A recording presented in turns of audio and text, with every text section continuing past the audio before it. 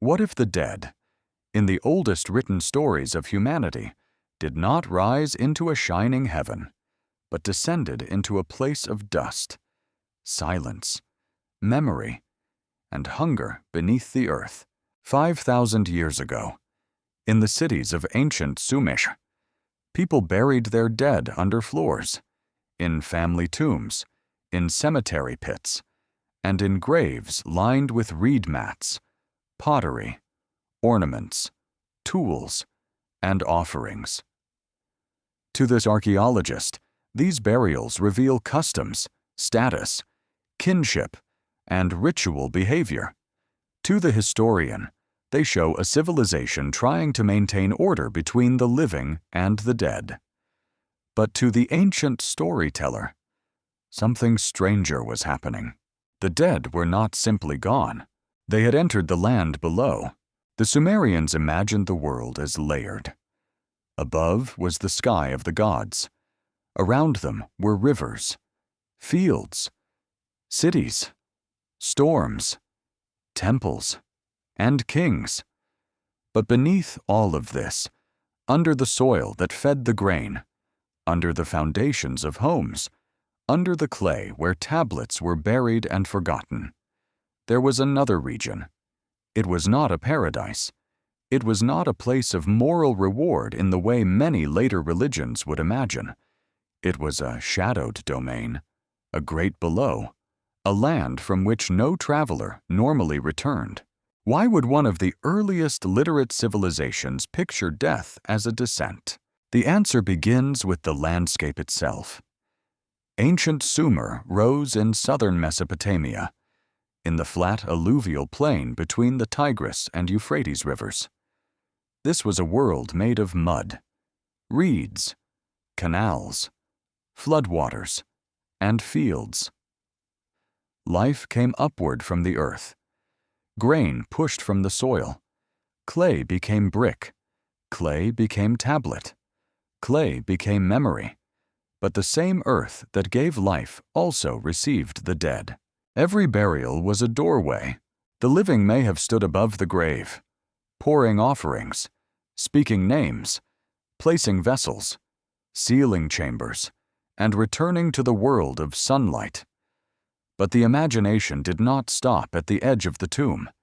It continued downward. Ancient Sumerian texts describe a realm often associated with the word Kur, a difficult term that can mean mountain foreign land or netherworld, depending on context. This is important. The ancient language does not always divide the universe in the clean categories modern readers expect. A word could carry the feeling of distance, danger, otherness, depth, and exile all at once. The land of the dead was not merely below in a physical sense. It was far away in a cosmic sense. It was outside ordinary human reach, and yet it was never completely disconnected. The dead could be remembered. The dead could receive offerings. The dead could appear in dreams or stories. The dead could suffer neglect. The boundary was sealed, but not silent. This is where the mystery deepens. In later traditions, the underworld is often imagined as a place of punishment, judgment, or moral sorting. But in the oldest Mesopotamian evidence, the dead seem to share a more universal fate. Kings, servants, warriors, mothers, children, and priests all pass toward the same dark region. Status might follow them in some form. Proper burial might matter. Offerings might improve their condition. But death itself remained a great leveling power.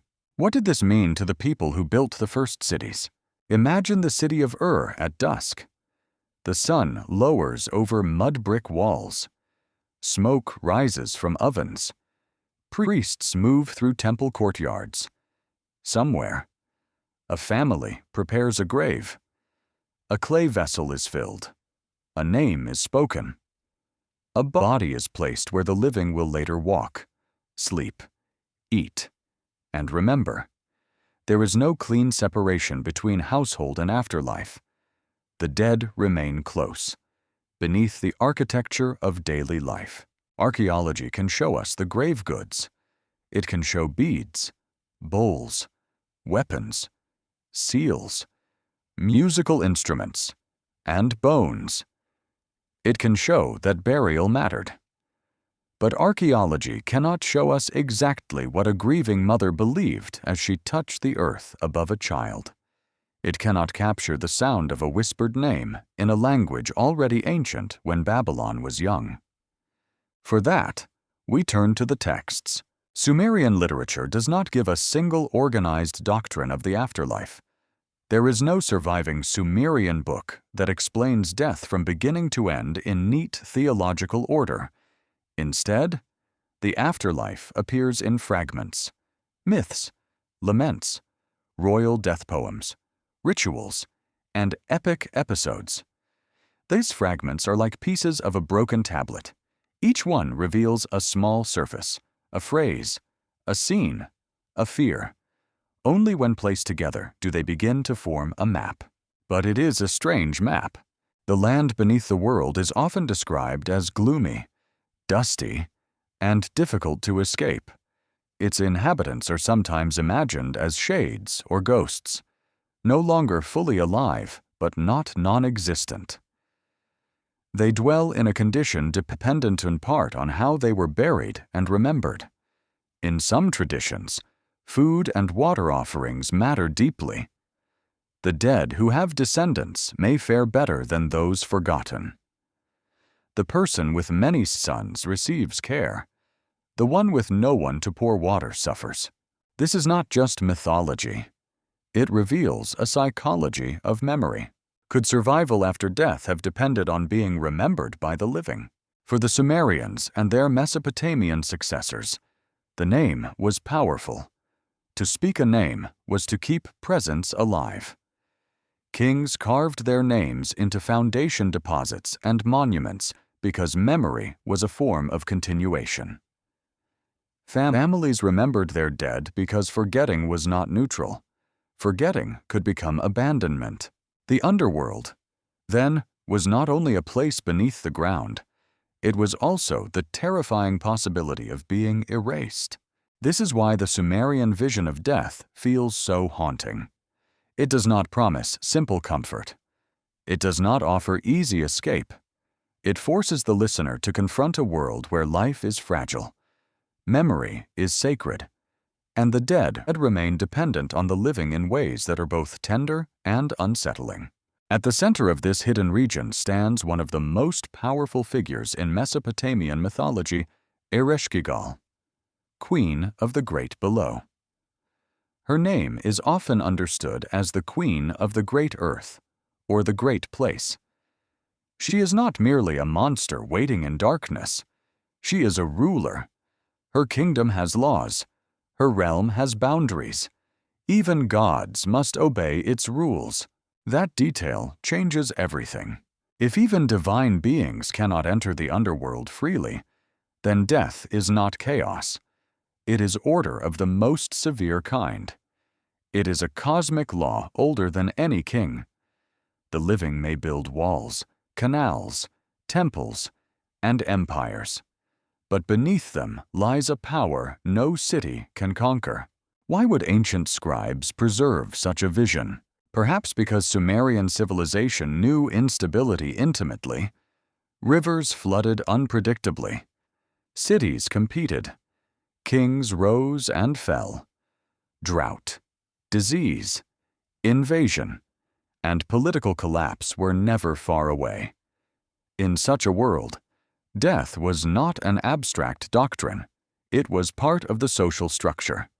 The dead belonged to the family, the city, and the gods. Their care required ritual attention. Their absence created obligations. Modern historians approach these texts carefully. They do not treat every myth as a literal report of belief.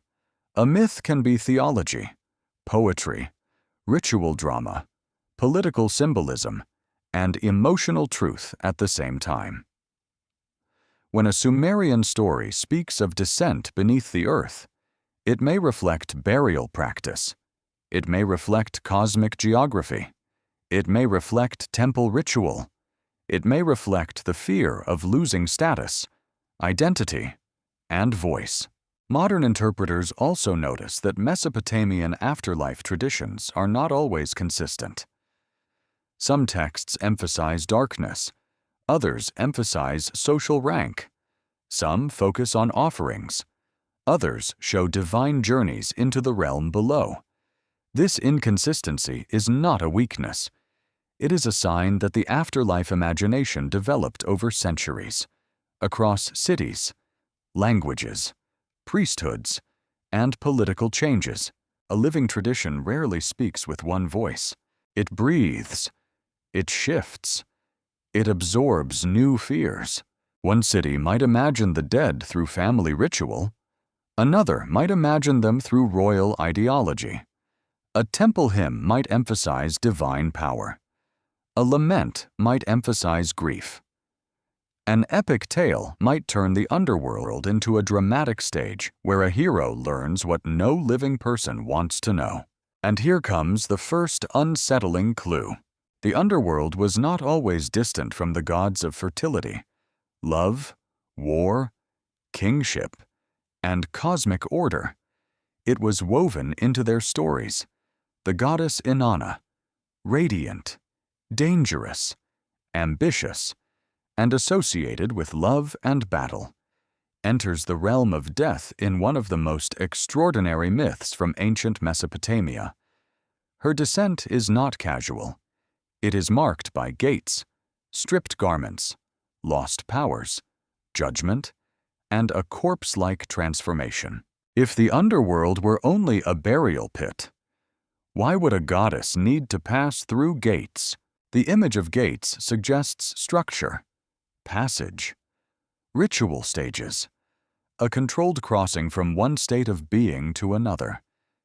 In the ancient imagination, death was not only an event, it was a process. This matters because the Sumerian dead were not imagined as instantly dissolving into nothing. They crossed, they entered, they became something else. The exact nature of that existence remains difficult to define, but the texts keep circling around it. Dust, darkness, offerings, names, gates, rulers, laws, silence. The mystery is not simply what the Sumerians believed happened after death. The deeper mystery is why their texts describe the afterlife with such physical intensity. Beneath the world there is a land. That land has a queen. That queen has authority. The dead have conditions. The living have duties. The grave has consequences. This is not a vague spiritual metaphor. It is almost administrative. The oldest cities imagined death with the seriousness of a kingdom. Picture a clay tablet in a dim room, its wedge-shaped signs pressed by a reed stylus into wet clay. The scribe writes of gods, kings, journeys, and the land below. Perhaps he is copying an older composition. Perhaps he does not invent the story, but preserves it. The tablet dries. Centuries pass. The city changes. The language fades. The tablet breaks.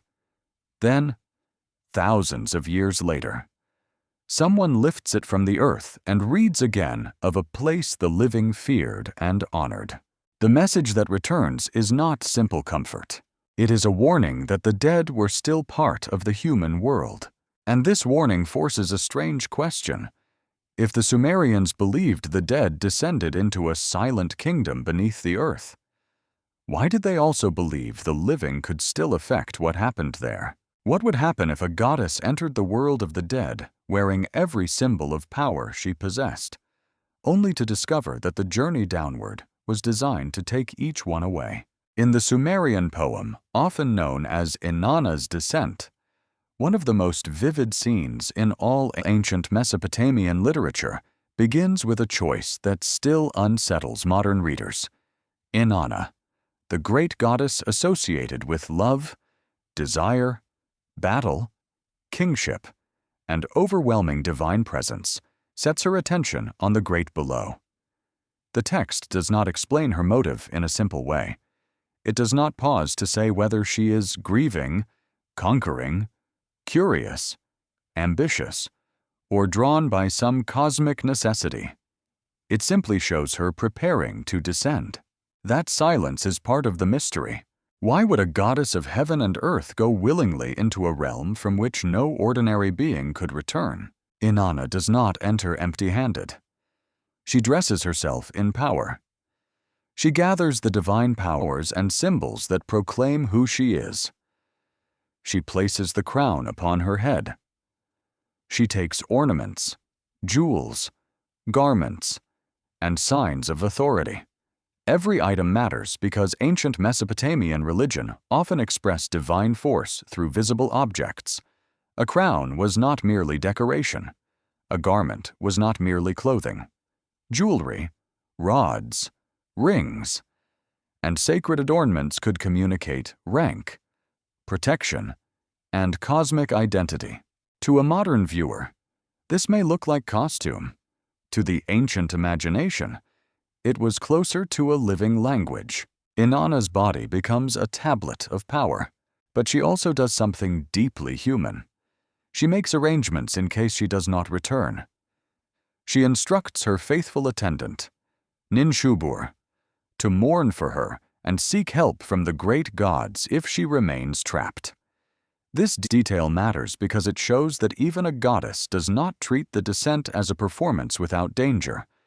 She prepares for loss. She anticipates silence. She knows the underworld may close around her. The scene feels almost like a royal departure, but it carries the tension of a funeral. A radiant being stands at the edge of disappearance. The gatekeeper of the netherworld, often named Neti in the tradition, becomes the first figure to confront her passage. He is not impressed by her brilliance. He does not simply allow her through because she is powerful. He asks why she has come. The underworld is not open territory. It has protocol. It has guards. It has rules stronger than divine prestige. This is one of the most important ideas in the story. Death is not portrayed as disorder. Death is organized. Its entrance is guarded. Its queen must be informed. Its gates do not yield to beauty, violence, fame, or rank. A being may arrive clothed in cosmic splendor, but the land below recognizes another authority. Inanna is told she may enter, but only according to the laws of that realm. Then comes the terrifying rhythm of the 7 gates.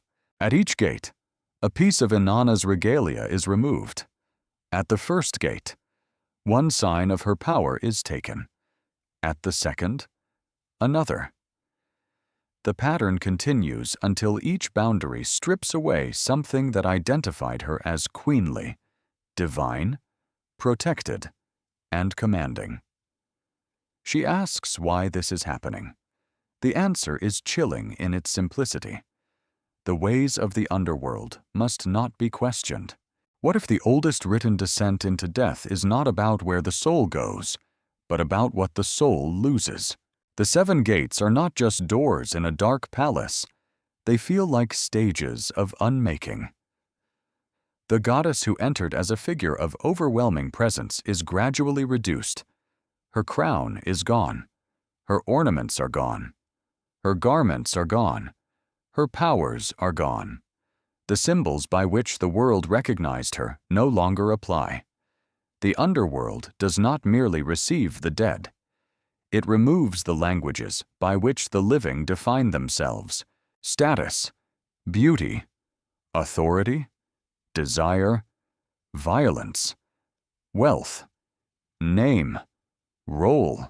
What remains when all of it is taken? Ancient texts describe this as myth, not as philosophical essay. The scene does not pause to explain its meaning. Yet the image is so powerful that modern interpreters have seen in it many possible layers. Some view the 7 gates as a ritual pattern. Some read them as symbolic death, a descent through humiliation into transformation. Some compare the stripping of Inanna to initiation ceremonies, where the old identity is dismantled before a new one can emerge. Others see a political drama between competing divine powers, especially between Inanna and Ereshkigal, queen of the great below. None of these interpretations should be treated as the single proven answer. The text survives from scribal tradition, not from a direct manual explaining belief. Yet its details are too precise to ignore. 7 gates, 7 removals, 7 moments where power becomes vulnerability. The number 7 itself carries significance across Mesopotamian culture. It appears in divine groups, ritual structures, cosmic patterns, and mythic storytelling. Scholars are careful not to flatten every use of 7 into one meaning, but its repeated presence suggests completeness, intensity, or sacred ordering. Inanna's 7-fold descent feels complete because nothing essential is left untouched. She is not slightly humbled. She is entirely exposed to the law of the dead. And then she reaches Ereshkigal. The queen of the underworld is one of the most haunting figures in Sumerian mythology. She does not need to chase Inanna. She does not seduce her into darkness. She waits within her own realm, where her authority is absolute. In some versions of the mythic tradition, Ereshkigal is connected with grief, rage, isolation, and the terrifying sovereignty of death. She is not a simple enemy. She represents a kind of truth no living being wants to face. Inanna, stripped of her powers, stands before the throne. Then the judges of the underworld, the Anunna, pass judgment. The poem's imagery becomes severe.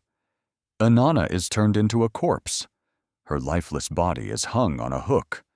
The goddess who embodied erotic force, battle fury, and royal magnificence is reduced to an object in the house of death. It is hard to overstate how shocking this would have been. This is not the death of an obscure figure. This is Inanna, a divine force associated with intensity itself. If she can be stripped, judged, killed, and suspended in the underworld, what protection can any human claim to possess? But there is another possible meaning hidden in the terror. The myth may be dramatizing the absolute boundary between realms. In the world above, Inanna's powers are real. In the underworld, they do not function in the same way. A crown from one realm may have no authority in another. A name praised in temples may not command the laws beneath the earth. Could death be the place where every borrowed identity is returned? This question gives the myth its lasting force. Inanna's descent is not only ancient religious storytelling, it becomes a mirror. Viewers can imagine themselves at those gates, not as gods, not as kings, not as priests, but as people carrying invisible ornaments, reputation, possessions, roles, achievements, desires, wounds, victories, masks. Each gate asks for one. The ancient myth does not say this in modern psychological language, yet its imagery moves in that direction with uncanny power. Archaeology cannot prove what every Sumerian thought when hearing this story. Excavated temples, tablets, seals, and graves provide context, but they do not allow us to enter the private imagination of a listener sitting in a courtyard thousands of years ago. Still, the myth must have mattered enough to be copied and preserved. Scribes did not save every spoken story. Traditions survived because institutions, schools, temples, or cultural memory gave them value.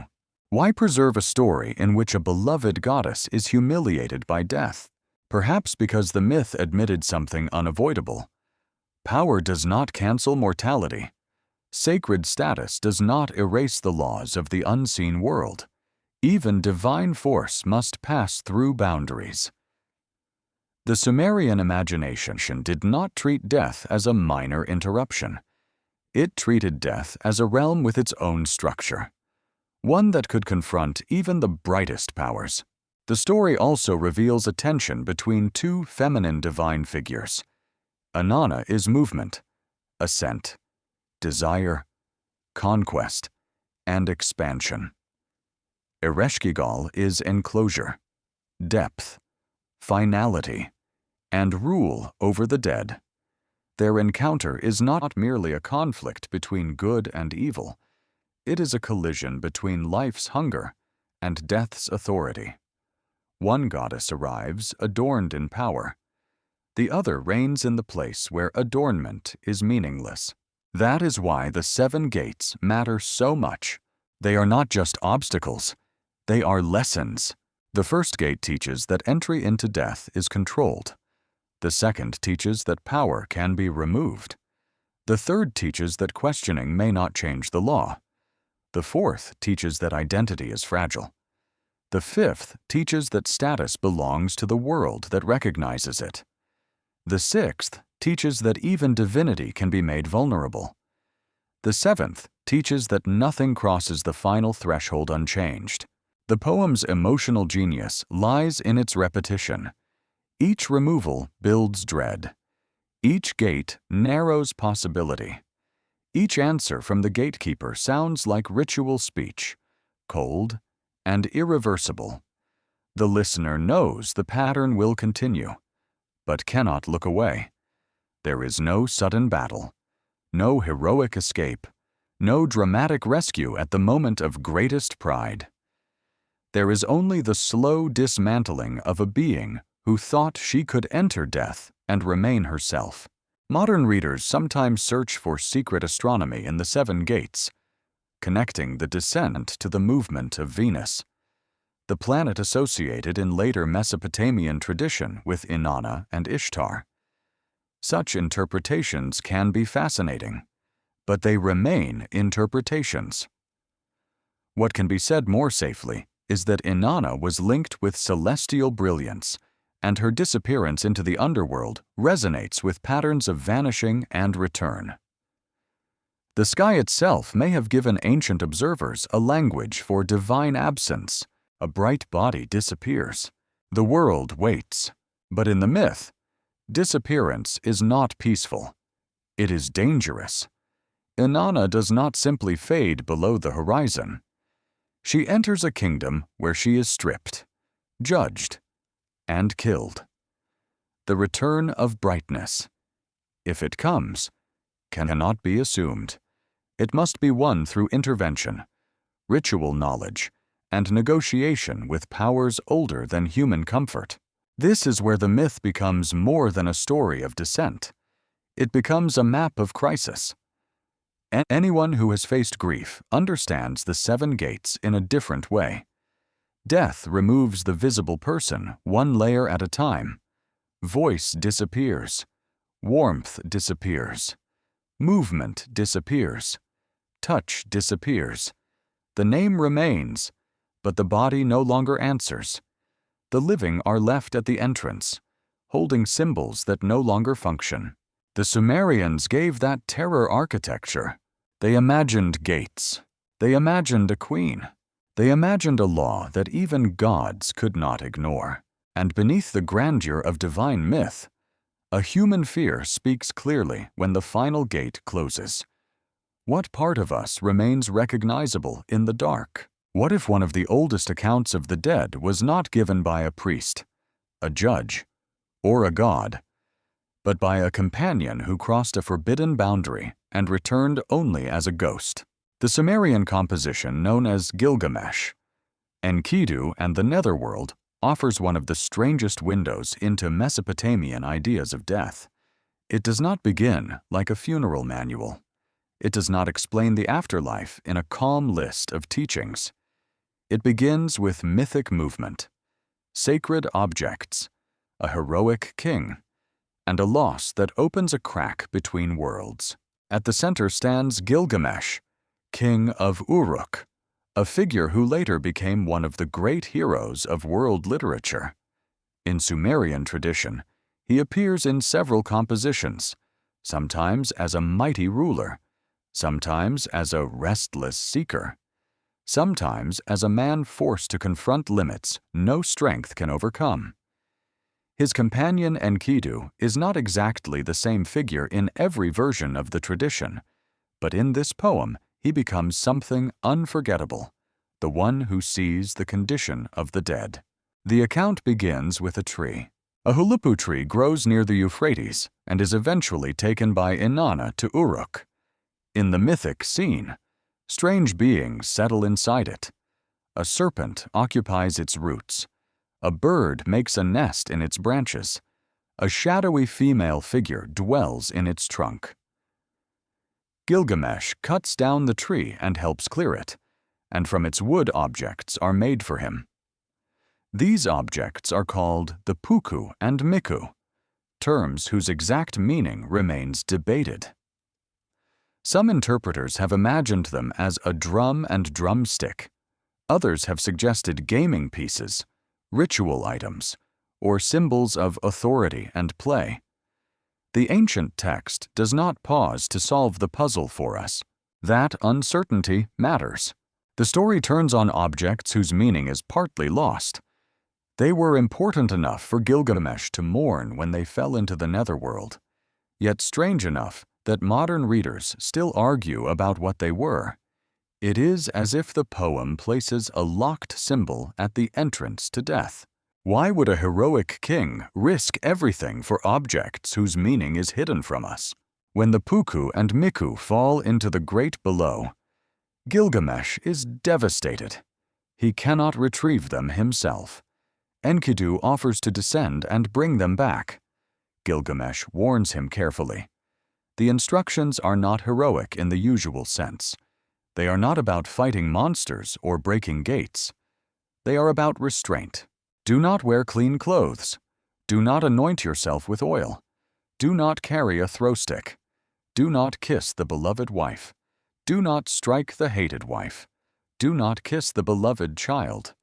Do not strike the hated child. Do not behave as if the rules of ordinary life still apply. This is one of the most psychologically powerful details in the poem. The road to the dead is dangerous not only because of demons or darkness, but because the traveler might reveal attachment to the living world. Love becomes dangerous. Anger becomes dangerous.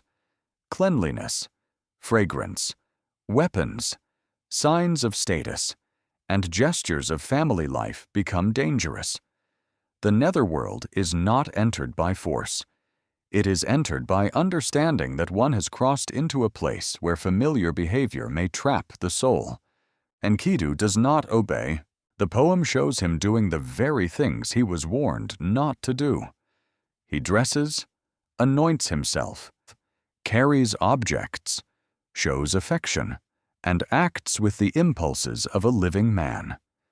Then the netherworld seizes him, not because he is weak, but because he fails to respect the invisible order of the place below. What kind of world punishes a man for acting alive? The answer is not simple.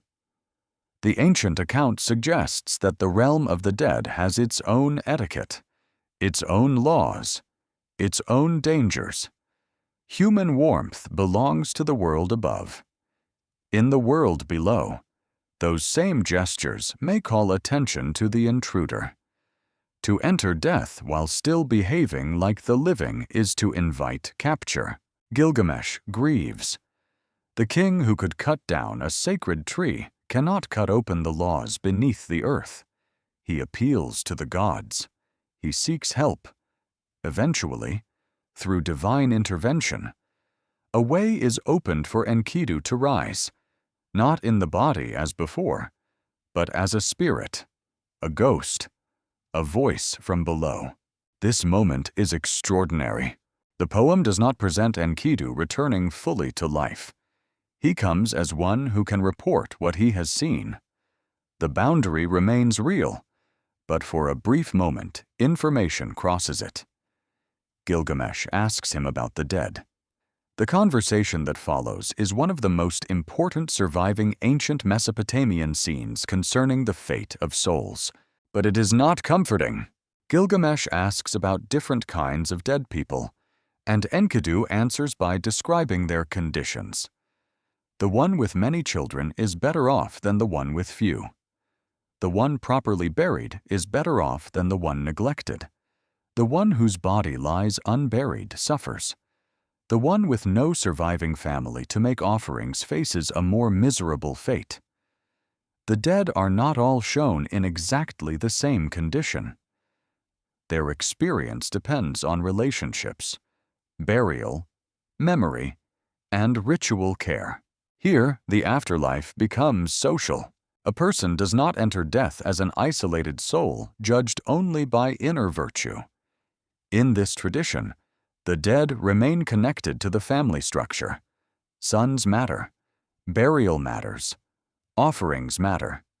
The ability of the living to remember and feed the dead matters. A ghost with descendants is not like a ghost abandoned to silence. This is not modern individualism. This is a world where identity continues through household, lineage, and name. Modern historians approach this carefully. The poem is not a legal document and not a single official creed. It is literature shaped by mythic imagination. Yet it reflects a cultural environment in which care for the dead was treated seriously. Archaeology has shown that Mesopotamian burials often included goods, vessels, and signs of continuing ritual attention. Texts from later periods speak even more clearly about kispu, offerings made for the dead. The Sumerian poem does not need to give us a complete doctrine to show the emotional structure of the belief the dead can be helped, neglected, remembered, or left in deprivation. What if the worst afterlife was not punishment by gods, but being forgotten by your own house? This idea changes the emotional atmosphere of the poem. Death is not only a journey downward, it is a test of whether human bonds survive absence. A father depends on sons. A family depends on memory. A name depends on being spoken. The dead are powerless in one sense, yet they still exert pressure on the living. They demand offerings. They demand proper burial. They demand continuity. In this worldview, grief is not merely private emotion. It is duty. The most haunting part of Enkidu's report concerns those without proper funerary care. The unburied dead are not peacefully absorbed into the earth. Their condition is troubled. A corpse left exposed represents more than physical disorder. It threatens the boundary between worlds. The person has not been correctly transferred into the community of the dead. The living have failed to complete the passage. Ancient war made this fear brutally real. Bodies could be abandoned on battlefields. Travelers could die far from home. The poor could be buried without honor. Cities could fall, leaving the dead uncollected. In such a world, the terror of improper burial was not theoretical. It was a fate people could imagine with painful clarity. The poem also reveals something unsettling about inequality. If the dead with descendants receive better conditions, then the afterlife preserves social differences from life. Family size, household stability, and ritual support matter beyond the grave. A lonely death becomes cosmically dangerous. A person without heirs becomes vulnerable in the unseen world. This is not a sentimental vision of universal peace. It is an afterlife shaped by dependence. Yet there is another layer.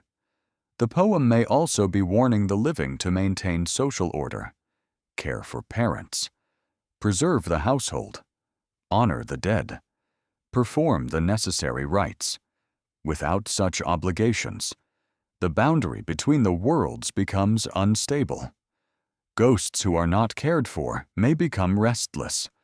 neglect can return as disturbance. In Mesopotamian imagination, the dead are not simply past. They are present in hidden form. Picture Gilgamesh listening to Enkidu's voice rising from the crack in the earth. The city of Uruk may still stand around him, with its walls, temples, streets, and living noise. But for one suspended moment, the king hears the underground truth. He learns that strength, fame, and royal achievement do not answer the deepest question. What matters in death may be quieter, a poured offering, a remembered name, a body placed correctly in the ground. This creates a striking contrast. Gilgamesh is a king associated with public greatness. The dead Enkidu speaks of private obligations. History remembers walls and monuments, but the netherworld remembers whether someone brought water. Could a clay cup placed in a grave matter more than a king's inscription? Modern readers may find this difficult to understand because many contemporary cultures separate symbolic ritual from practical necessity.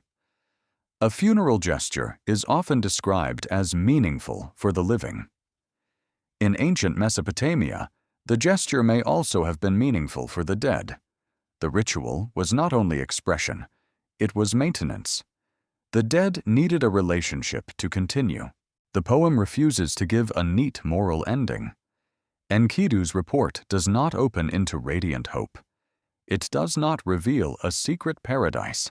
It gives glimpses, almost like torchlight passing over faces in a dark chamber. Here is the man with sons. Here is the man with no heir. Here is the one whose corpse was not buried. Here is the one remembered. Here is the one abandoned. The effect is disturbing because it feels administrative and intimate at the same time. Death has categories. The dead have conditions. The living have responsibilities. The underworld is not only a mythic realm, but a mirror of the household and city. And still, the poem leaves the deepest question unresolved. If Enkidu could return as a ghost and describe what he saw, why were the living allowed to hear only fragments of the truth beneath the earth? What happens when death takes a king, and the journey into the underworld becomes not only a tragedy, but a royal procession into the court of the dead? In the Sumerian composition, often called the death of Ur-Nama, the afterlife is seen through a different lens. This is not the voice of an ordinary ghost. This is not a divine goddess challenging the gates of the great below. This is the death of a king whose name was known across cities, canals, temples, armies, and scribal records. Ur-Nama was the founder of the third dynasty of Ur, one of the most powerful Sumerian states in Mesopotamian history. Historians associate his reign with political restoration, monumental building, legal tradition, and the renewed importance of the city of Ur. He ruled in a world where kingship was not merely administration. Kingship was sacred responsibility. A king built temples, maintained justice, led armies, secured canals, honored gods, and represented cosmic order on earth. But the poem opens with a severe truth. Even the king must die. That single idea carries enormous force. In a civilization where royal power could be displayed through walls, inscriptions, offerings, military victories, and temple foundations, death still arrived as the power no ruler could command. The king who gave orders in the land of the living becomes a traveler into a realm governed by other laws. The ancient text describes Ur-Nama's death with grief and grandeur. His passing is not treated as a small private event. It shakes the city. It disturbs the people. It creates lamentation. The king's absence becomes a wound in the social body. The ruler is not only a man. He is a pillar holding together the visible order of the world. Why would ancient scribes turn a royal death into a journey beneath the earth? The answer begins with how Sumerian kingship worked in the imagination. The king belonged to the gods, but he also belonged to the city.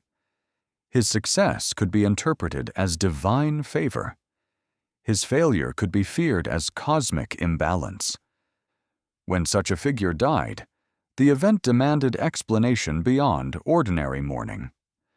The death of a king asked a dangerous question if the gods supported him. Why did they allow him to fall? The poem does not answer with simple comfort. It presents death as destiny, but not without accusation, grief, and confusion.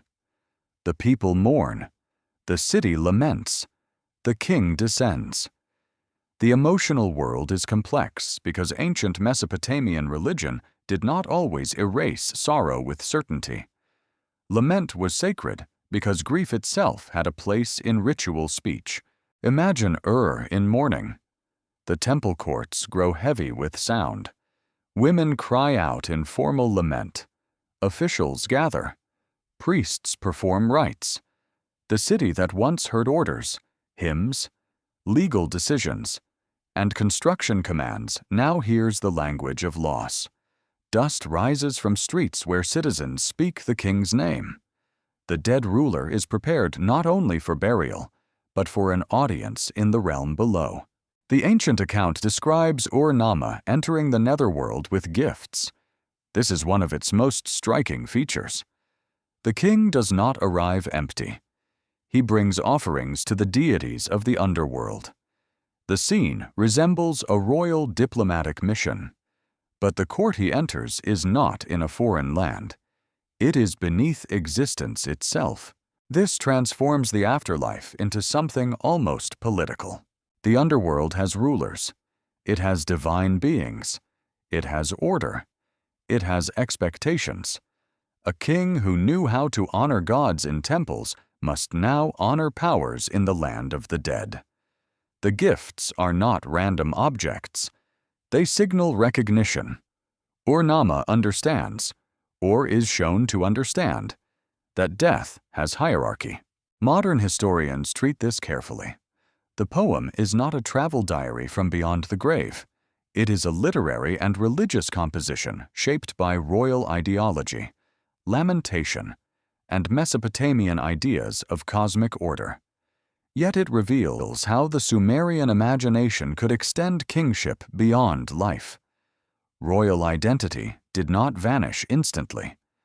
It entered the underworld transformed, tested, and reorganized. Could a king remain a king among the dead?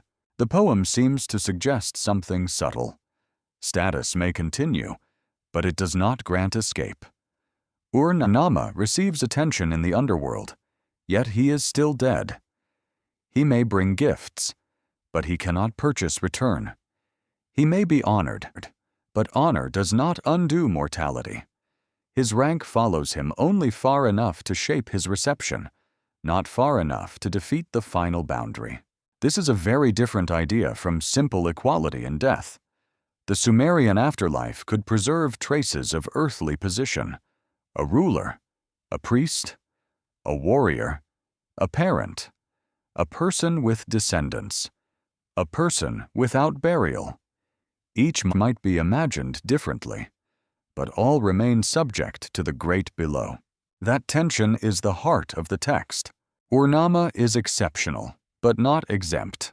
The poem also carries a sharp political message.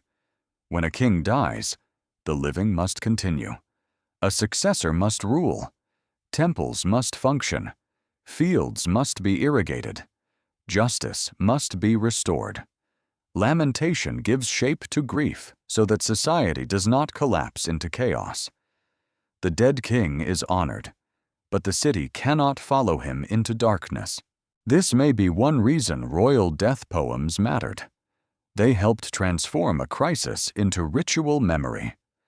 The terrifying event of royal disappearance became a story with structure. The king descended. The gods received him.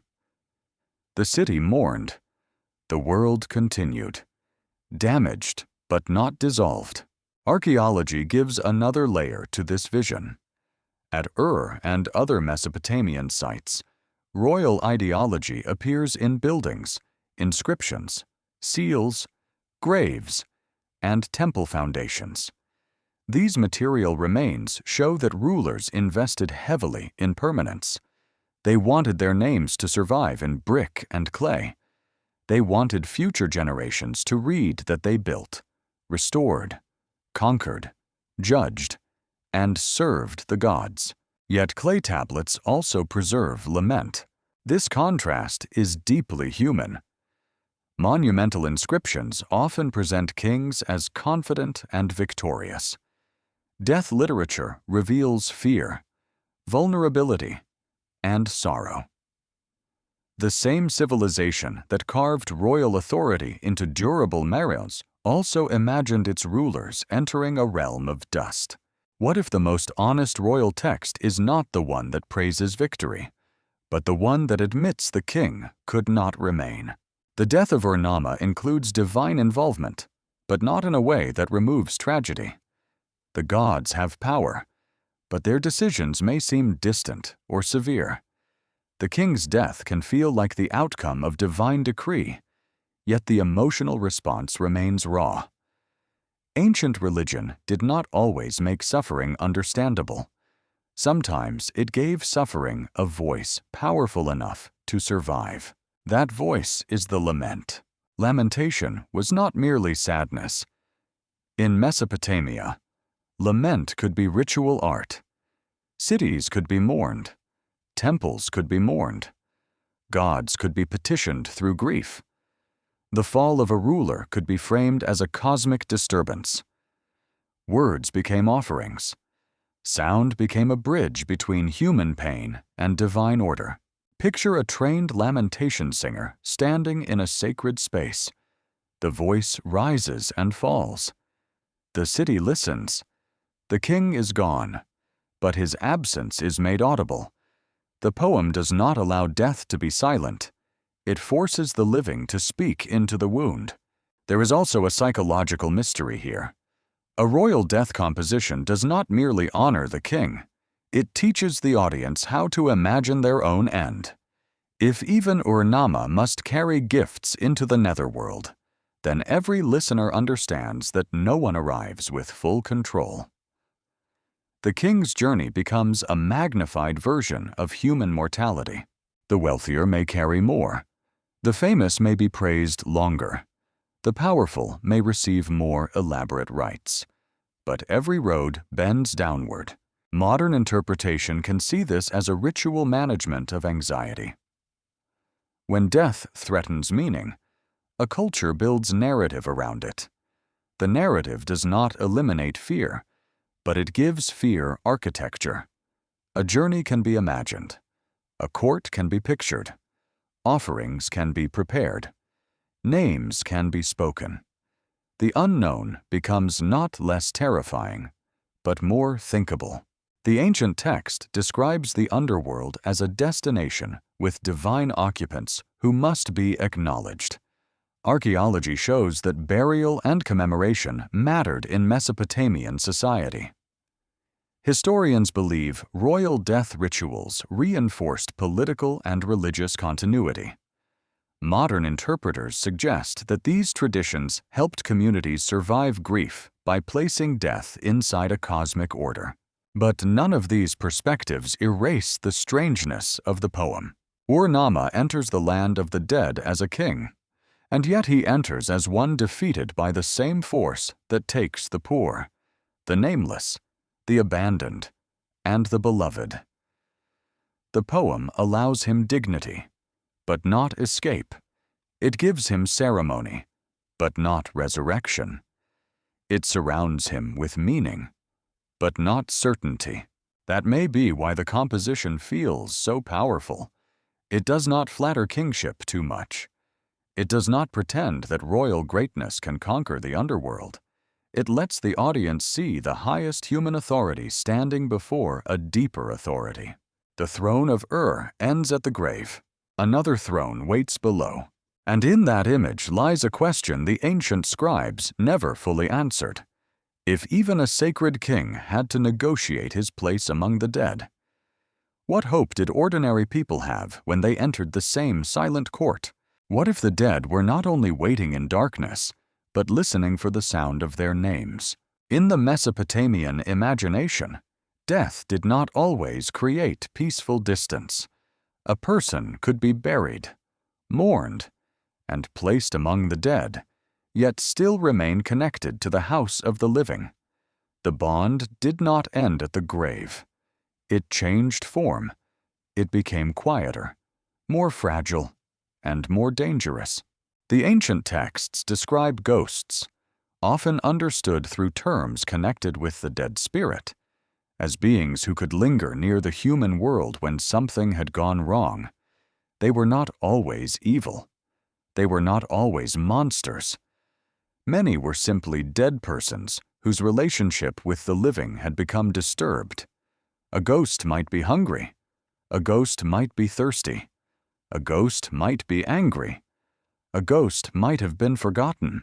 This is one of the most unsettling ideas in the Sumerian and broader Mesopotamian world. The dead did not only need burial, they needed continuation. A grave was not the end of responsibility. It was the beginning of a new kind of duty. Families were expected to remember their dead through offerings, names, ritual attention, and proper care. Food and water were not just symbols of affection. In the ancient imagination, they could sustain the dead in their shadowy condition. A poured libation might cross a boundary no living body could cross. A spoken name might reach where hands could not. Why would a civilization build temples to gods, cities for kings, and canals for crops, yet also fear the hunger of the forgotten dead? The answer lies in how deeply family shaped identity. A person belonged to a household, a lineage, a chain of ancestors and descendants. To live well was not merely to survive as an individual. It was to take one's place in a pattern that stretched backward and forward. Children carried names. Sons and daughters performed duties. The house preserved memory. The dead remained part of that house, though in altered form. To be forgotten was to fall out of the pattern. Ancient Mesopotamian texts from different periods speak of rituals for the dead, especially offerings of food and water.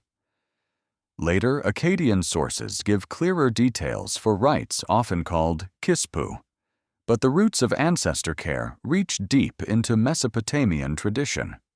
Historians treat the evidence carefully because practices changed across cities, centuries, and languages.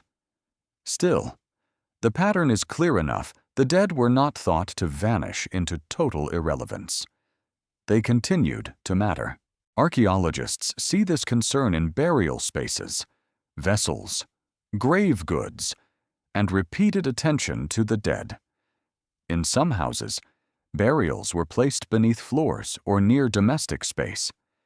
This does not mean every household practiced the same rituals or held identical beliefs, but it does show that death could remain close to daily life. The boundary between family and ancestors could be as thin as the earth under a room. Imagine kneeling in a dim house at night. A small lamp flickers. A vessel is placed near a grave or ancestral place. Water is poured. A name is spoken. The city outside is quiet except for dogs, wind, and distant voices near the canals. No one sees the dead drink. No hand reaches upward from the clay. Yet the act matters because the relationship matters. Could memory itself have been food? Modern interpretation suggests that these rituals helped families manage grief, preserve lineage, and maintain social order. But that explanation alone does not capture the ancient fear. The texts do not treat neglected ghosts as harmless memories. They could become troubling presences. They could disturb dreams. They could be associated with illness, misfortune, anxiety, and fear. a ghost without care might press itself back into the world of the living. In this vision, haunting is not random. It is a broken obligation. The forgotten dead are frightening because they expose failure. Someone did not bury them properly. Someone did not pour water. Someone did not speak their name. Someone died far from home. Someone had no descendants. Someone was murdered, abandoned, or left without ritual completion. The ghost becomes a wound in the moral order of the household. This gives Mesopotamian ghost stories a different emotional texture from modern horror. The ghost is not simply an intruder from darkness. The ghost may be a relative, a victim, a neglected ancestor, or a human being who has lost the support needed to rest among the dead. Fear and pity become difficult to separate. Who is more tragic? The living person haunted by a ghost, or the ghost forced to haunt because no one remembers? Ancient exorcistic texts and ritual traditions from Mesopotamia show that specialists could address ghosts through prayers, offerings, commands, symbolic acts, and appeals to gods. The goal was not always destruction. Often, the aim was restoration of order.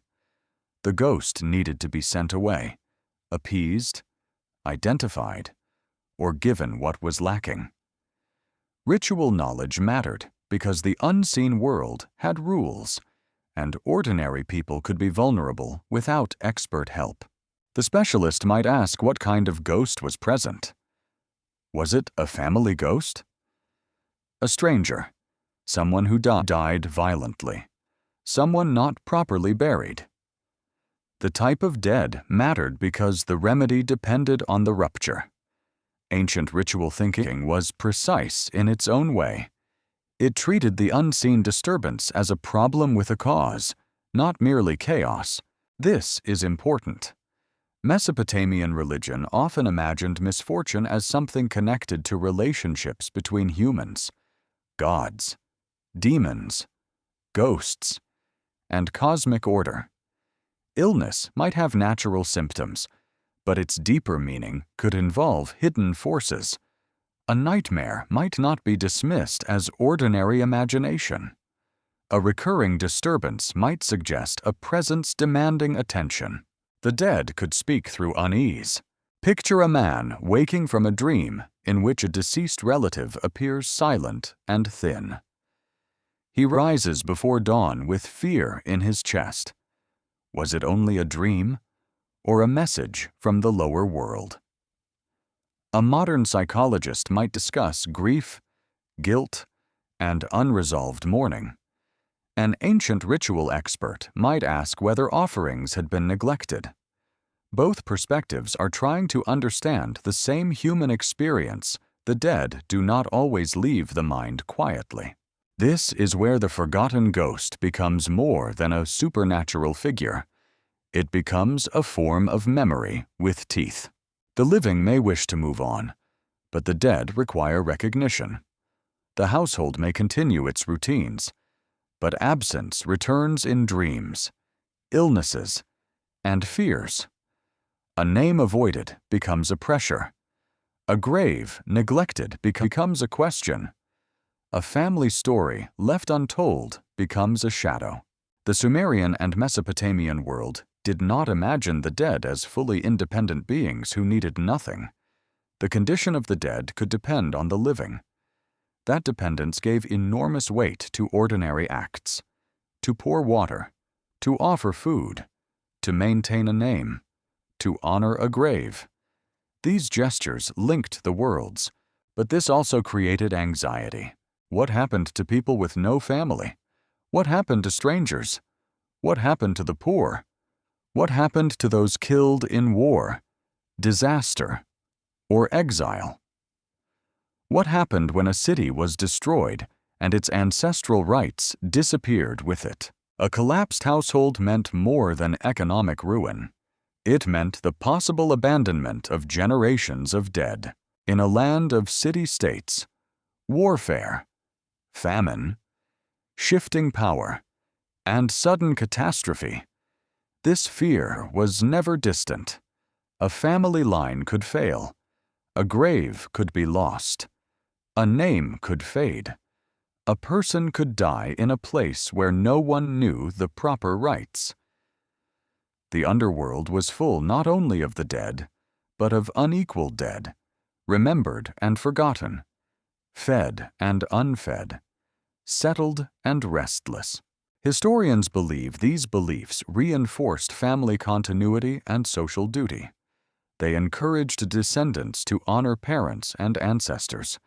They gave ritual form to grief. They also linked private households to broader religious systems, since gods, priests, and ritual specialists could help mediate problems involving the dead. But modern interpretation can go further without claiming certainty.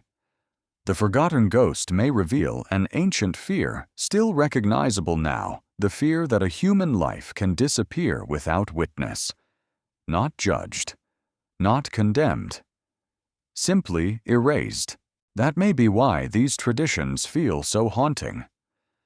The afterlife beneath the ancient world was not only a geography of dust, it was a geography of remembrance. The dead existed in relation to those who remained above. A person could survive as long as someone cared enough to call them back into speech. The name was a bridge. The offering was a thread.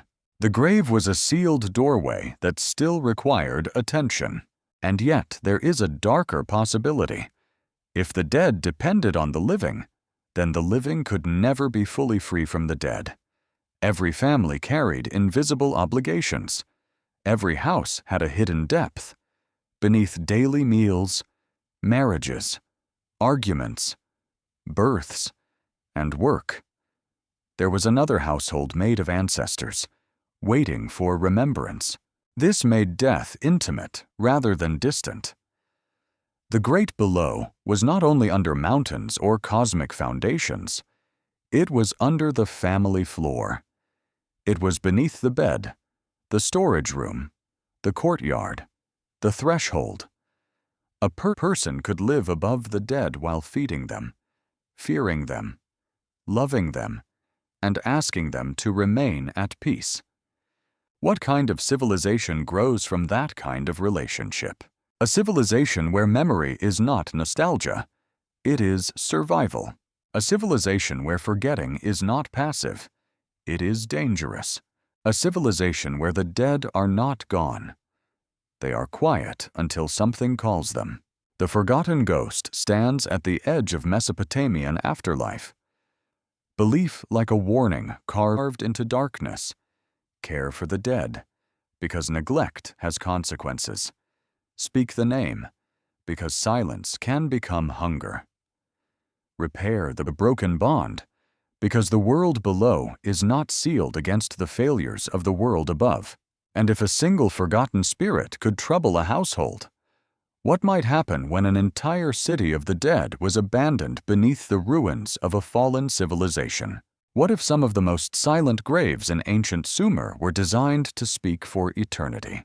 In the desert of southern Iraq, near the ruins of ancient archaeologists uncovered one of the most disturbing and magnificent burial landscapes ever found in Mesopotamia. It is known today as the Royal Cemetery of Ur. To the eye of excavation, it was a field of graves.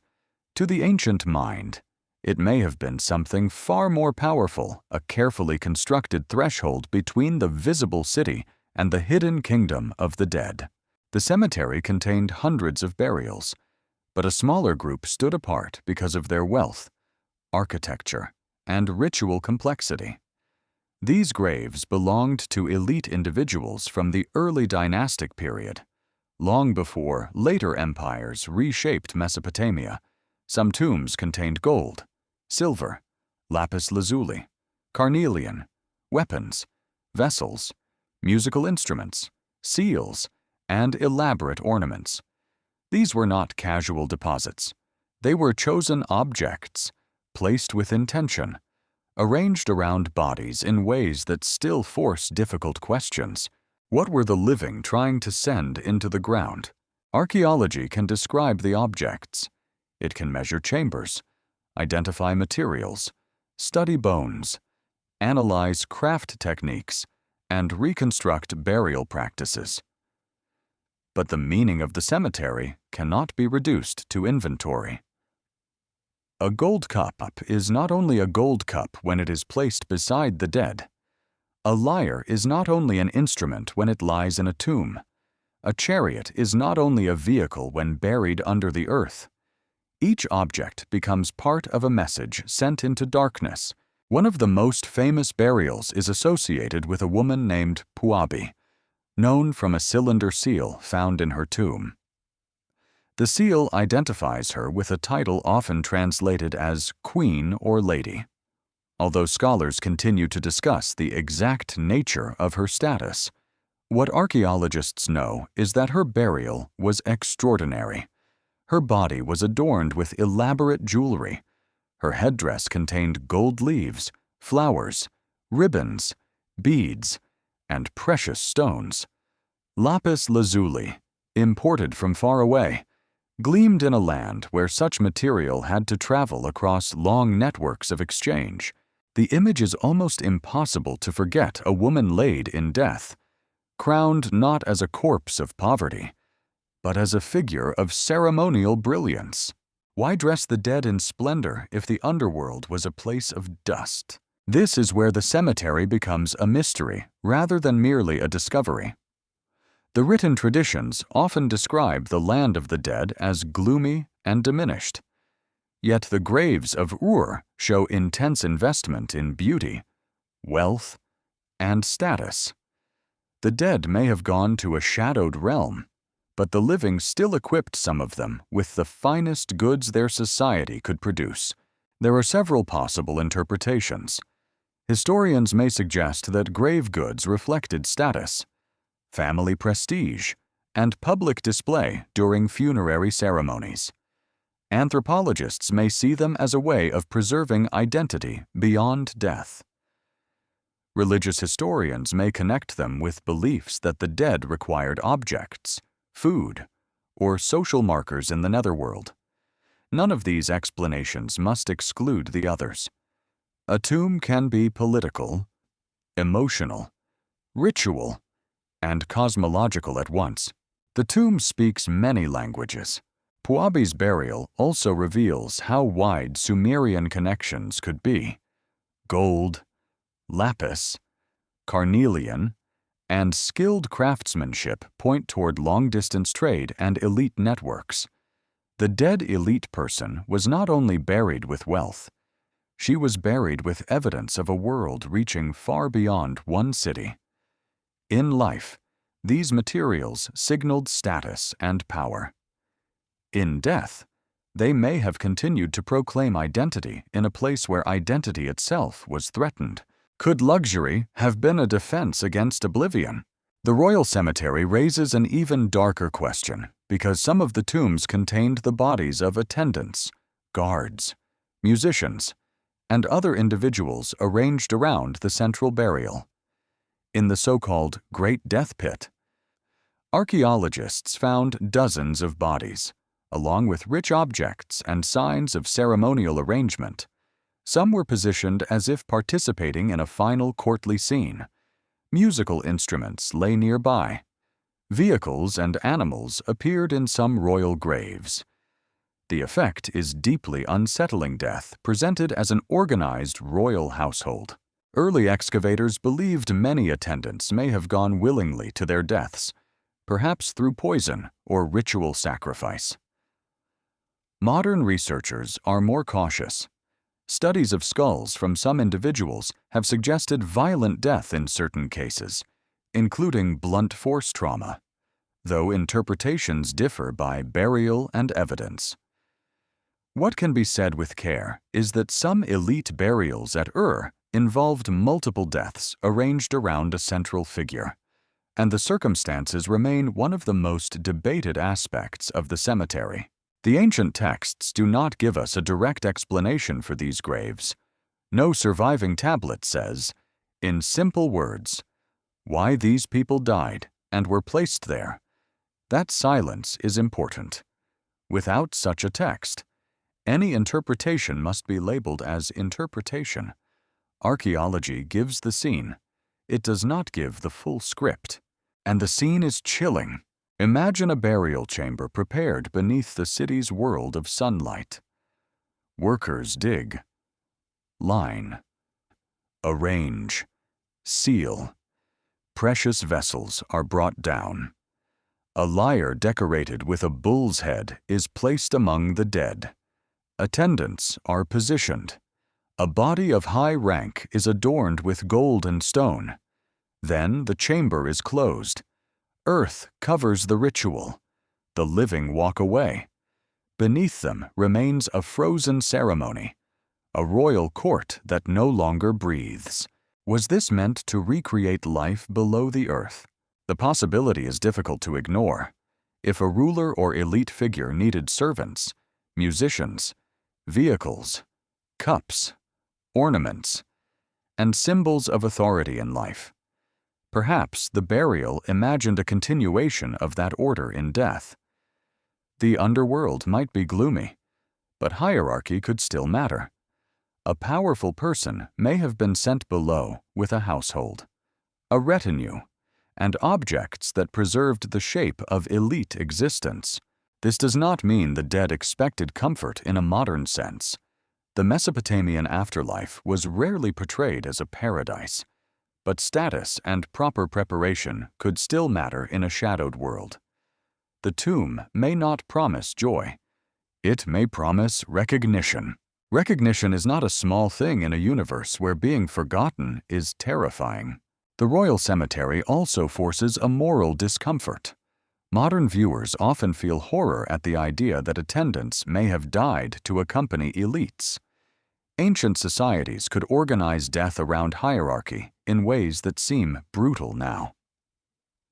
Yet the historian must avoid turning uncertainty into sensational certainty. These burials are evidence of extraordinary ritual practice, social inequality, and perhaps sacrificial violence. But the motives behind them remain debated. What did the attendants believe? Were they forced? Were some selected? Did ritual, status, fear, loyalty, or ideology shape their deaths? Did the living see them as victims, honored companions, offerings, or necessary members of a royal underworld household? The graves do not answer. They only preserve the final arrangement. The most haunting objects in the cemetery may be the musical instruments. Music belongs to breath, hand, rhythm, gathering, and celebration. A lyre placed among the dead creates a strange emotional contradiction. It suggests sound buried in silence. It suggests that the world below may have been imagined not merely as deprivation, but as a place where ceremonial life continued in shadow form. A silent lyre in a grave asks a question no inscription can settle. Was it meant to be played again? The burial of vehicles and animals adds another layer. Travel mattered in the afterlife imagination. Roads, gates, crossings, and descents appear again and again in ancient thought. A vehicle in a tomb may represent rank, mobility, procession, or practical transport into another condition of existence. It may also display wealth to those who witnessed the funeral. The same object could operate in the eyes of the living and the world of the dead simultaneously. That is the genius and difficulty of burial evidence. A tomb is built for two audiences. One audience stands above ground during the ceremony. The other is imagined below ground, unseen, waiting. The royal cemetery of was not discovered as a myth. It was discovered as physical reality chambers.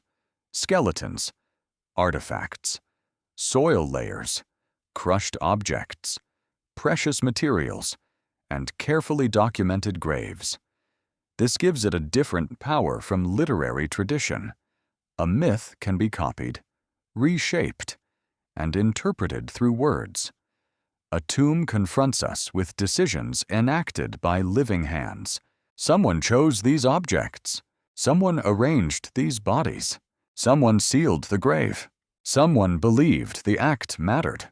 Modern archaeology tries to recover behavior without pretending to read every vanished thought. The evidence shows hierarchy, craft specialization, trade networks, ritual complexity, and dramatic funerary performance. Historians may connect these elite graves with early urban power and sacred rulership. Religious interpretation may suggest that death required equipment, attendance, and offerings for continued identity. Ethical reflection must acknowledge the human cost visible in the bodies surrounding the powerful dead. The cemetery is magnificent, but it is not innocent. Its beauty is inseparable from its darkness. This is why the royal cemetery still grips the imagination. It brings the Sumerian underworld out of the literature and into the ground itself. The dead are not only described on tablets, they are lying beneath the ruins with gold near their bones, cups beside their hands, instruments beside their silence, and companions arranged around them in a final tableau. The tombs do not tell us exactly what the dead experienced. They tell us what the living feared, hoped, displayed, and prepared. They show that death was not treated as empty disappearance. It required architecture. It required objects. It required ceremony. For the highest members of society, it could require an entire buried world. But a buried world is not the same as an answered question. The more carefully the tombs were arranged, the more haunting the mystery becomes. If the underworld was truly a place where all power faded into dust, why did the people of send their dead into the darkness dressed like rulers of eternity? What kind of queen rules a kingdom where no one sings her praises, no armies march in triumph, and every subject arrives powerless? Ereshkigal stands at the heart of the Mesopotamian underworld like a shadowed throne carved into the foundations of existence. She is not remembered with the same brightness as Inanna, not celebrated with the same public magnetism as Enlil, not feared in the storm-like way of destructive gods. Her power is quieter. It does not need display. It waits. That is what makes her terrifying. In ancient Sumerian and Akkadian traditions, Ereshkigal is the queen of the great below, the ruler of the land of the dead. Her name is often interpreted in connection with the great earth or the great place, though ancient divine names can carry layers of meaning that resist simple translation. What matters most is her position. She rules the region that every human being must eventually enter. Kings may command cities, priests may tend temples, warriors may crush enemies, but none of them commands her realm. The underworld has a queen. That single idea changes the atmosphere of death. It means the land below is not empty. It is not an accidental hole beneath the earth. It is a governed domain. It has authority, etiquette, attendants, messengers, judges, gates, and laws. The dead do not fall into nothingness. They enter a kingdom where another power already reigns. Why would the oldest urban civilizations imagine death as a monarchy? The answer may lie in the way Mesopotamian people understood order. Their world depended on hierarchy. Cities had rulers. Temples had priesthoods. Households had heads. Fields had boundaries. Canals had managers.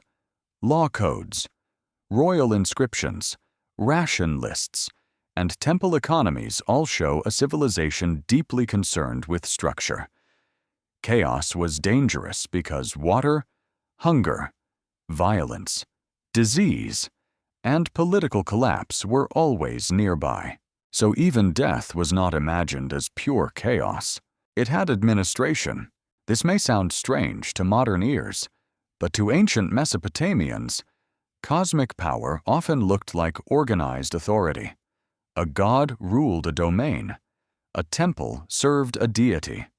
A city had divine patrons: the moon, the sun, the storm, fertility, wisdom, writing, war, and death each belonged to divine systems. Ereshkigal's kingdom was frightening not because it was lawless, but because its laws could not be negotiated by ordinary human desire. A person may plead with death, but death does not become sentimental. Ancient texts do not give a full biography of Ereshkigal in the way modern audiences might expect. There is no single surviving Sumerian life story that explains her childhood, motives, emotions, and rise to power from beginning to end. Instead, she appears in powerful scenes and traditions, sometimes as a distant ruler, sometimes as a grieving or raging figure, sometimes as a sovereign whose authority must be respected even by other gods. That fragmentary presence gives her a strange intensity. She does not need constant appearance to dominate the imagination. Like the grave itself, she is powerful because she is waiting in the background of every life. In some traditions, Ereshkigal is associated with a court of underworld beings. Namtar appears as a messenger or fate-bringing figure connected with disease and death. The Anunna can function as great divine powers of judgment in underworld scenes. Other beings connected with the netherworld appear across Sumerian and Akkadian literature, each adding to the sense that the world below has officials, categories, and terrifying procedures. This is not a cave filled with wandering shadows. It is a court. Imagine a throne room with no sunlight. The walls are not polished palace stone, but the imagined architecture of the deep earth. Dust replaces incense. Silence replaces music. No living crowd cheers from a courtyard. No ambassador arrives with gifts from a neighboring king. The subjects enter one by one, not by choice, not by rank, not by season, but by the irreversible summons of mortality. Ereshkigal does not chase them. They come to her. Modern historians understand Ereshkigal as part of a wider Mesopotamian religious system in which divine authority was divided across cosmic zones. The sky, earth, waters, cities, mountains, and netherworld were all imagined through divine relationships. Archaeologists do not uncover Ereshkigal herself. They uncover tablets, seals, temples, burials, offerings, and ritual evidence that help reconstruct the culture in which her name had force. This distinction matters. Archaeology gives material traces. Texts give literary and religious imagination. Historians compare both.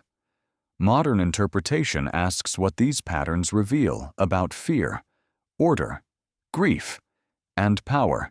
The ancient texts describe Ereshkigal as Queen of the Dead. Archaeologists know Mesopotamians treated burial and commemoration as serious ritual acts. Historians believe underworld deities helped structure ideas about death, obligation, and cosmic law. Modern interpreters suggest Ereshkigal may represent more than a personified death. She may represent the final authority of limits.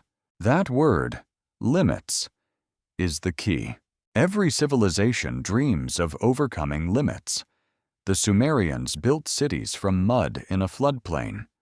They created writing, organized labor, temple economies, astronomical observations, law, poetry, and kingship.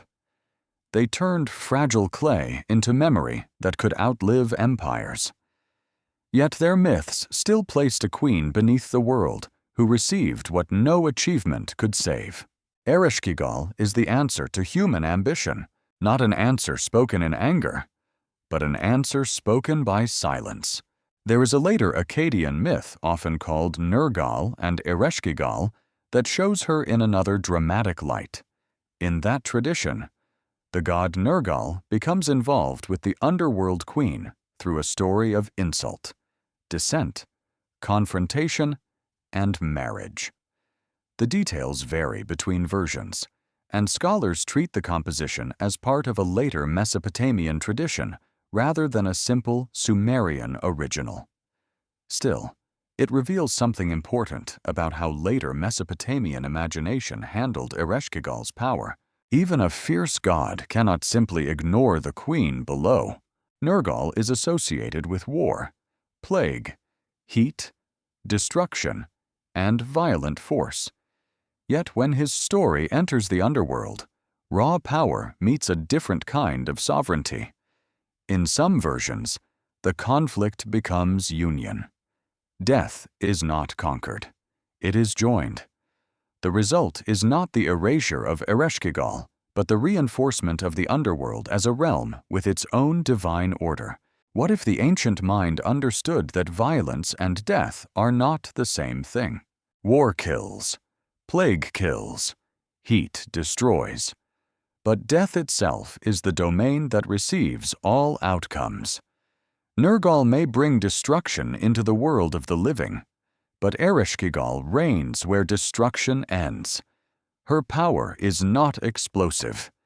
It is final. This distinction makes her one of the most philosophically complex figures in Mesopotamian mythology. She is not merely a goddess of horror. She is a boundary. She marks the point where human categories weaken. The body is buried. The name survives only if remembered. Possessions may be placed in a tomb. Status may echo. But the living self has crossed into a condition ruled by another law.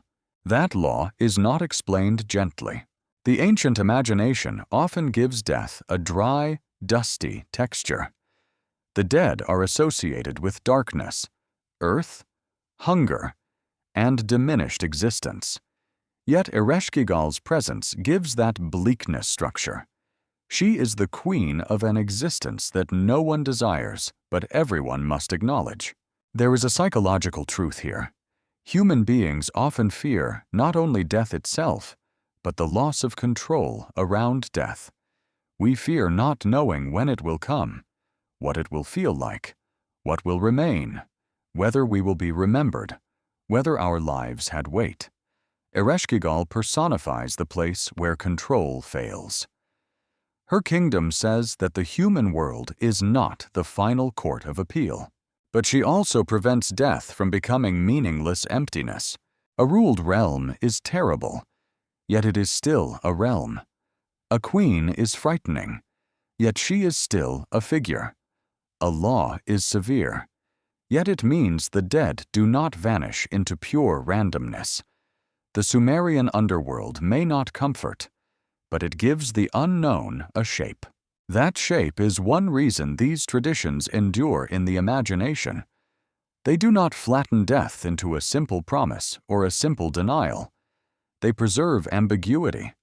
The dead are gone, but not non-existent. The underworld is dark, but not empty. Its queen is feared, but not foolish. Its laws are harsh, but not chaotic.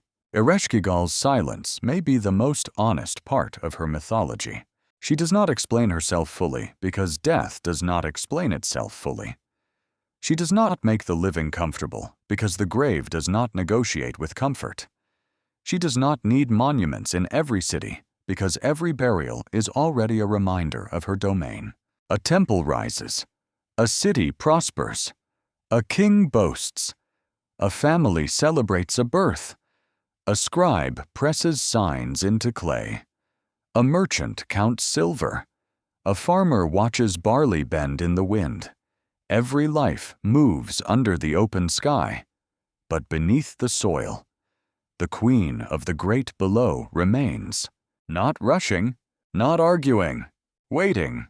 This waiting is the deepest mystery of her character.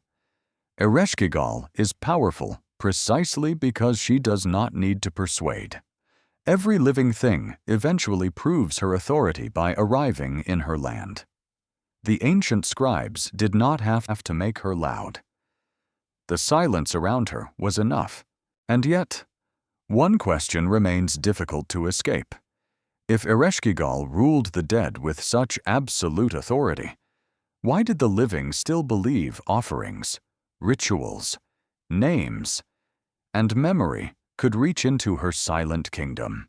What if the dead beneath ancient Mesopotamia were not asking for gold, weapons, or royal honors, but for something far more basic, a mouthful of food and a little water in the dark? In the world of ancient Sumer, food was never only food. Bread came from grain. Grain came from fields. Fields depended on canals. Canals depended on labor. And labor depended on the cooperation of city, temple, family, and season. Every meal was connected to cosmic order. A bowl of barley was the result of irrigation, sunlight, human work, divine favor, and social control. To eat was to remain inside the living pattern of the world. So when food was placed in a grave, or water was poured for the dead, the gesture carried enormous weight. It suggested that death did not erase need. This is one of the most haunting parts of the Mesopotamian afterlife imagination. The dead were not always imagined as glorious, immortal spirits beyond all earthly concern. In many traditions, they remained dependent on substances associated with life. They could require bread, they could require water, they could require offerings made by descendants. Their condition beneath the earth was not only shaped by where they went, but by whether anyone still maintained a channel between the household above and the shadowed existence below. Why would a dead person need water? To answer that, we must enter the physical world of southern Mesopotamia. This was a landscape where water was both blessing and danger. The rivers could nourish fields or destroy settlements.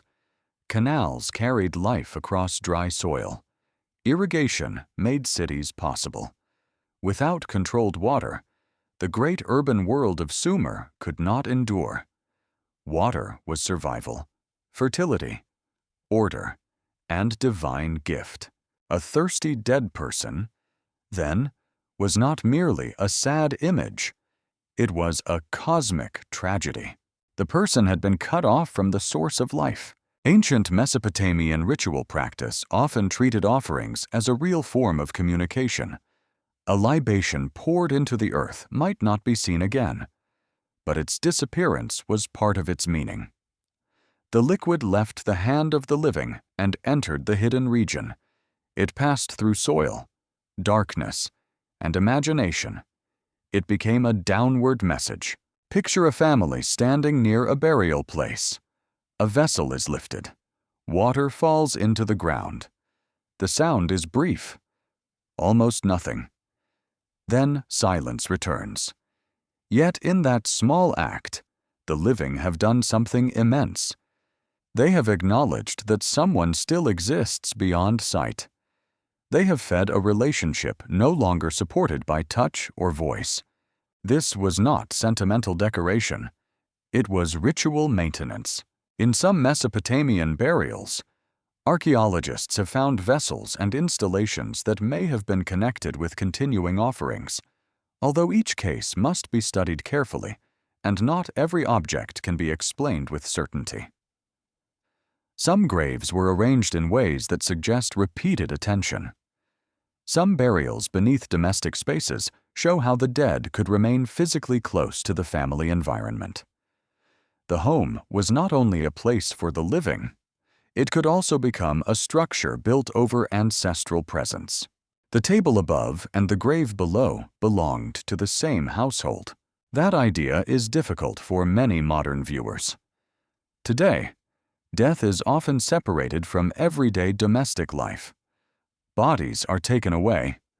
Cemeteries are placed apart. Rituals happen in specialized spaces. But in ancient Mesopotamia, the dead could remain close to the architecture of ordinary life.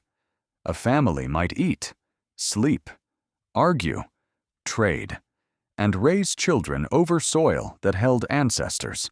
What if every meal in the house carried an invisible guest list? This possibility gives new meaning to offerings. Food for the dead may have extended household identity beyond biological life.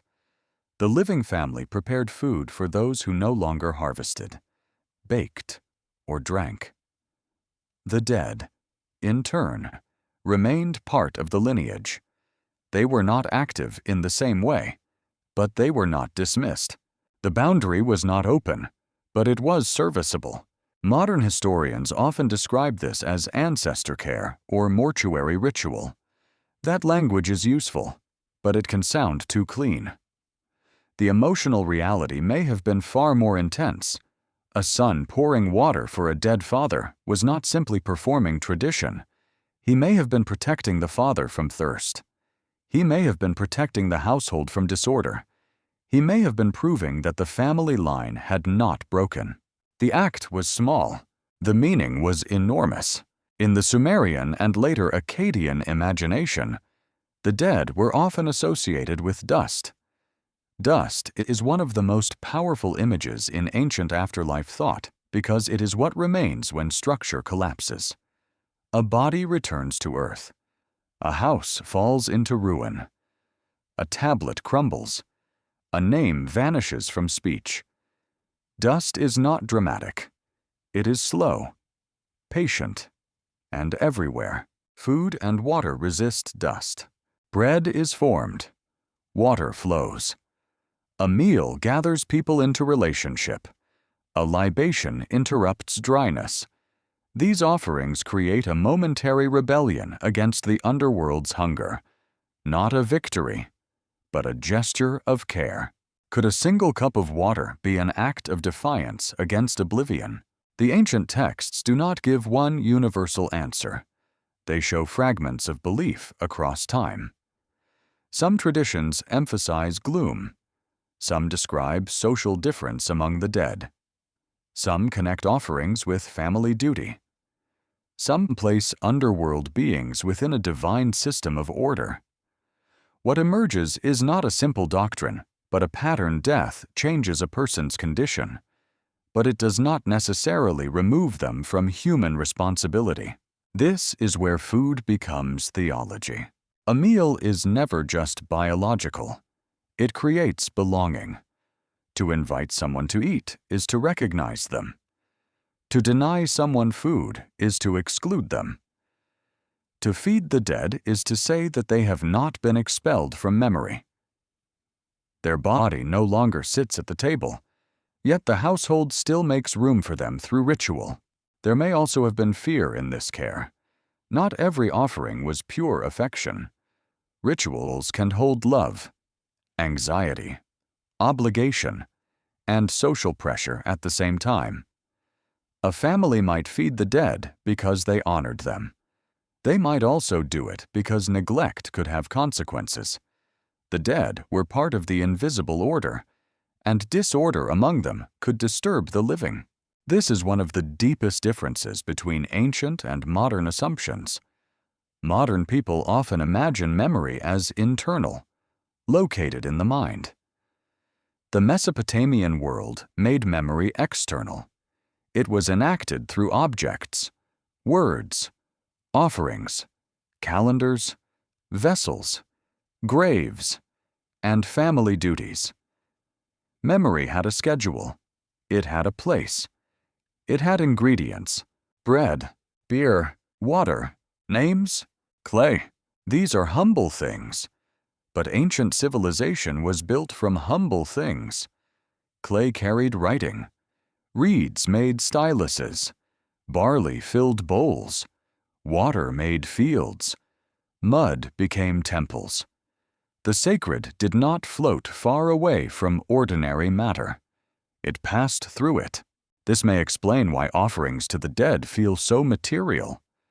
The afterlife was not imagined only through abstract ideas of soul and eternity. It was imagined through hunger, thirst, darkness, and care. It was concrete because life itself was concrete.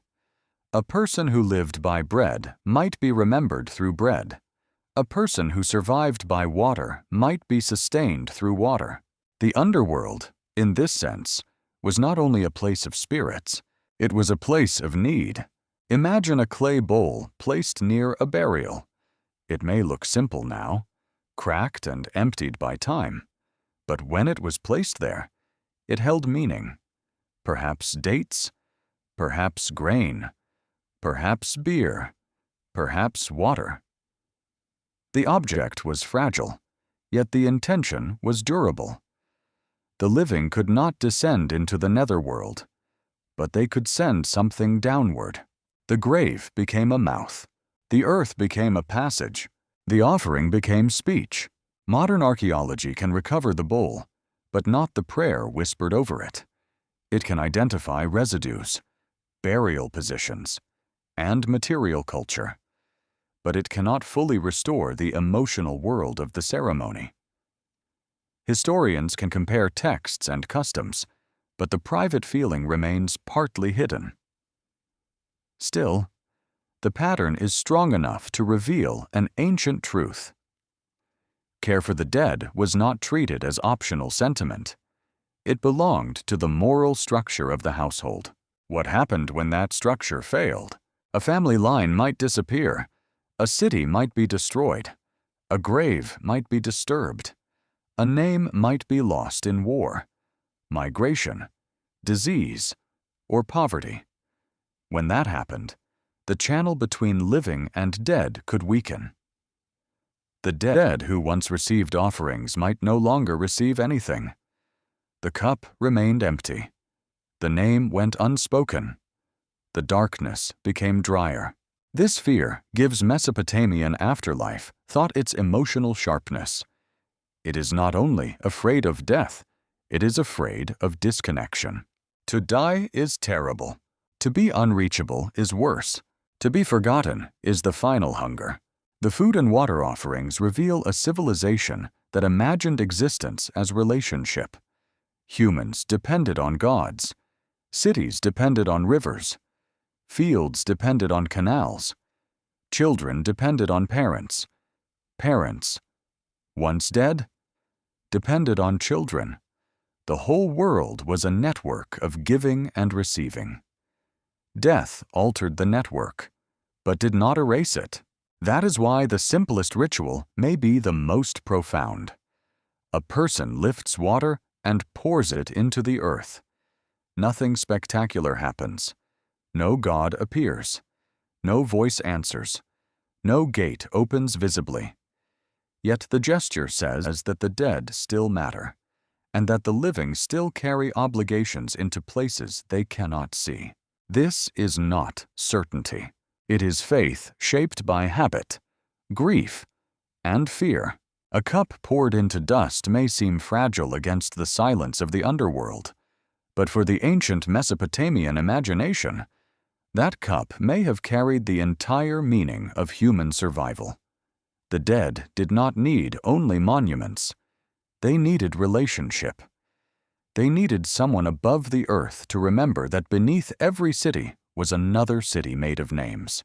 And if the dead could be fed by memory, water, and ritual care, what did it mean when entire empires fell and no one remained to pour for them? What if Sumer did not truly disappear, but continued speaking through the nightmares, rituals, demons, dreams, and underworld visions of later Mesopotamia? Civilizations do not vanish all at once. Their languages may fade from ordinary speech. Their cities may fall under new rulers. Their gods may receive new names or merge with other divine figures. Their tablets may break, scatter, or be copied by scribes who live centuries away from the first storytellers. But ideas can survive in stranger ways. They can pass into school texts, temple rituals, royal libraries, magical incantations, funeral practices, and myths retold in another tongue. Sumer became memory, not dead memory, active memory. By the time Babylonian and Assyrian scribes preserved many of the traditions modern scholars study, The Sumerian language was no longer spoken as an everyday language, yet it remained sacred, prestigious, and scholarly. It became a language of learning, liturgy, royal tradition, and scribal identity. Students copied Sumerian compositions, priests preserved old hymns, myths moved between Sumerian and Akkadian worlds, gods changed names, roles shifted, and old stories gained new shadows. This is where the underworld grows darker, more complex, and more crowded. The Sumerian land below did not simply remain a dusty kingdom beneath the earth. In later Mesopotamian imagination, the world of death became tangled with demons, illnesses, omens, ghosts, dreams, divine punishment, ritual pollution, and terrifying figures that crossed the boundary between the living and the dead. The afterlife was no longer only a destination, it became part of a hidden system pressing against daily life. Why did later Mesopotamian culture become so intensely concerned with invisible danger? The answer may lie in the enormous complexity of Babylonian and Assyrian religious life. These societies inherited older Sumerian traditions while building vast systems of ritual diagnosis, omen interpretation, exorcism, astrology, medicine, royal theology, and temple scholarship. The unseen world was not imagined as distant. It was active. A person's illness, misfortune, nightmare, childlessness, political defeat, or sudden terror could be interpreted through hidden causes involving gods, demons, ghosts, curses, or neglected rites. The dead became part of a larger invisible ecology. A restless ghost might trouble the living. A demon might attack the vulnerable. A curse might cling to a household. A dream might carry warning. A god might withdraw protection. A ritual specialist might be needed to identify the source of the disturbance and restore balance. This does not mean ancient people lacked practical knowledge. Mesopotamian healers observed symptoms, used remedies, prepared medicines, and recorded procedures. But their understanding of illness and misfortune did not separate physical, spiritual, and social causes as sharply as modern categories often do. A sickness could be treated with herbs and ritual speech. A haunting could involve family obligation and divine appeal. A dream could be psychological, religious, and prophetic all at once. The boundary between worlds was not imaginary to them. It was dangerous. In Akkadian texts, ghosts of the dead could become sources of fear when they were not properly settled. The dead person, called by terms that scholars translate as ghost or spirit, could appear in dreams, press upon the body, create dread, or participate in the causes of illness. Ritual texts sometimes address such beings directly, naming their condition and commanding or guiding them away. Some rites sought to provide offerings, symbolic burial, or proper recognition so that the dead would stop troubling the living. This is a new development in the mystery. The afterlife is not only about what the dead experience, it is about what happens when the dead return as a problem.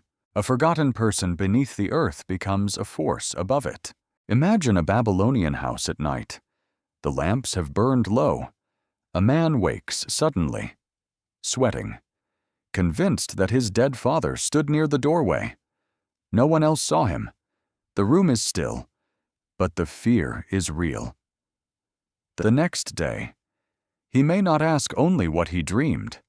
He may ask what obligation was neglected. Was the correct offering made? Was the dead man angry? Was the family line disturbed? Did another spirit attach itself to the household? Modern thought often sends such experiences into psychology. Ancient Mesopotamia sent them into ritual. Both approaches begin with the same human terror. The dead do not always stay where grief tries to place them. The later Babylonian and Assyrian traditions also developed terrifying figures associated with liminal danger. One of the most famous is Lamashtu, a female demon feared especially for threatening pregnant women, infants, and mothers. She does not belong simply to the land of dead ancestors, but she reveals how Mesopotamian imagination populated the unseen world with beings capable of crossing into vulnerable human spaces. Against her, people used amulets, incantations, and protective imagery, including the grotesque figure Pazuzu in later tradition. Here, the underworld mystery widens. The danger is not only below. It can enter the bedroom, the nursery, the sickbed, the dream, the threshold. What if the world of the dead was only one chamber in a much larger invisible architecture? The ancient Mesopotamian universe was filled with boundaries. City walls separated order from wilderness. Temple gates separated sacred space from ordinary streets. Rivers separated lands. Doors separated household interior from outside danger. The grave separated living breath from dead silence. Ritual specialists watched these boundaries because danger often appeared where categories blurred. Birth and death were especially dangerous because they were transitions. A newborn crossed from hidden life into visible life. A dying person crossed from visible life into hidden existence. Both moments required protection. Both moments attracted fear. Both involved blood, breath, water, silence, and unseen powers. This helps explain why later Mesopotamian death traditions cannot be separated from the wider world of demons and ritual defense. The dead were part of a universe where unseen beings could affect human bodies. A ghost was not always just a memory. It could become an active presence. A demon was not always a dead human. It could be a separate, supernatural force. A god was not always comforting. Divine anger could be devastating. The human task was to live carefully within this crowded, unseen reality. Scribes and ritual experts became guides through that invisible world. They copied incantations. They preserved ancient languages. They listed symptoms. They interpreted omens. They invoked gods. They named demons. They addressed ghosts. They created ritual substitutions. They placed figurines. They burned materials. They poured offerings. They spoke words believed to carry power. Writing itself became a weapon against the unseen. This is one of the most fascinating developments from Sumerian memory into Babylonian and Assyrian ritual culture. The same technology that recorded grain, labor, kings, and contracts also preserved prayers against ghosts and demons. Clay tablets became containers of protection. A sign pressed into clay could survive longer than the person who wrote it. Knowledge could be stored, copied, transmitted, and activated through performance. Could the written word protect the living from the dead? In the Mesopotamian imagination, words were not weak. A correctly spoken incantation mattered. A divine name mattered. A ritual formula mattered. Speech could command, appease, identify, separate, and heal. The dead, demons, and gods existed within a universe where language had force. To know the right words was to stand less helplessly before invisible danger. This gives scribes an extraordinary role. They were not only record keepers. In many contexts, learned specialists preserved access to old powers. Sumerian, though no longer a common spoken language, remained powerful partly because it was old, sacred, and connected to tradition. A ritual phrase in an ancient language could feel closer to the divine foundations of the world. The past itself became authority. This is why Sumer's afterlife ideas did not simply remain trapped in early city-states. they flowed into later myth, ritual, scholarship, and religious imagination. Inanna became Ishtar in Akkadian contexts. Though the relationship between the names and traditions is complex, Ereshkigal continued to rule the below. Gilgamesh became a figure known far beyond the Sumerian compositions, eventually appearing in the great Akkadian epic where death, grief, and the search for life dominate the story. Underworld ideas continued to shift, expand, and darken, yet the core fear remained familiar. Death removes, memory sustains, neglect disturbs, the below is governed, the boundary can tremble. Later Mesopotamian literature also shows the dead entering dreams and visions in ways that raise another mystery. Dreams were not always treated as private mental images. They could be messages, warnings, or encounters. A dream of a dead person might demand interpretation. Was it grief? Was it a ghost? Was it divine communication? Was it a symptom of ritual failure? The ancient world often refused to reduce such experiences to one explanation. That refusal may feel strange, but it preserved the complexity of human experience. Anyone who has dreamed vividly of the dead knows the emotional force of such a moment. You wake with the impossible feeling that someone absent has returned. For a few seconds, the boundary seems thin. Ancient Mesopotamia built ritual systems around that thinness. Modern interpretation can see these traditions as responses to grief, guilt, trauma, illness, and social obligation. Historians can place them within temple scholarship and household religion. Archaeologists can compare burial practices, amulets, tablets, and domestic spaces. But the ancient texts themselves speak in a different register. They do not say merely that humans imagine ghosts. They speak to ghosts as if they are present. That is a profound difference. A culture reveals itself not only by what it believes, but by what it addresses. Babylonian and Assyrian ritual traditions addressed the dead, the demonic, the divine, the cursed, the polluted, the unseen, the restless, and the forgotten. They treated reality as layered, crowded, and morally delicate. A human being lived not only among neighbors and rulers, but among ancestors, gods, hostile powers, protective beings, and buried obligations.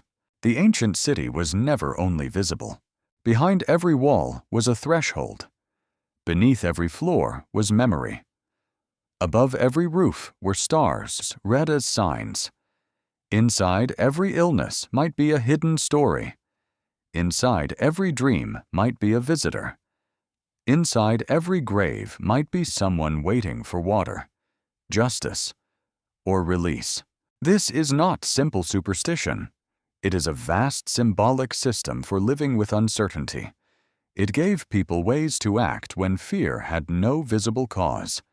It gave language to grief that would not disappear. It gave rituals to households threatened by forces they could not touch. It gave specialists authority to negotiate with darkness, but it also left people with a terrifying possibility. The world was never empty. The dead could be near. The gods could be silent.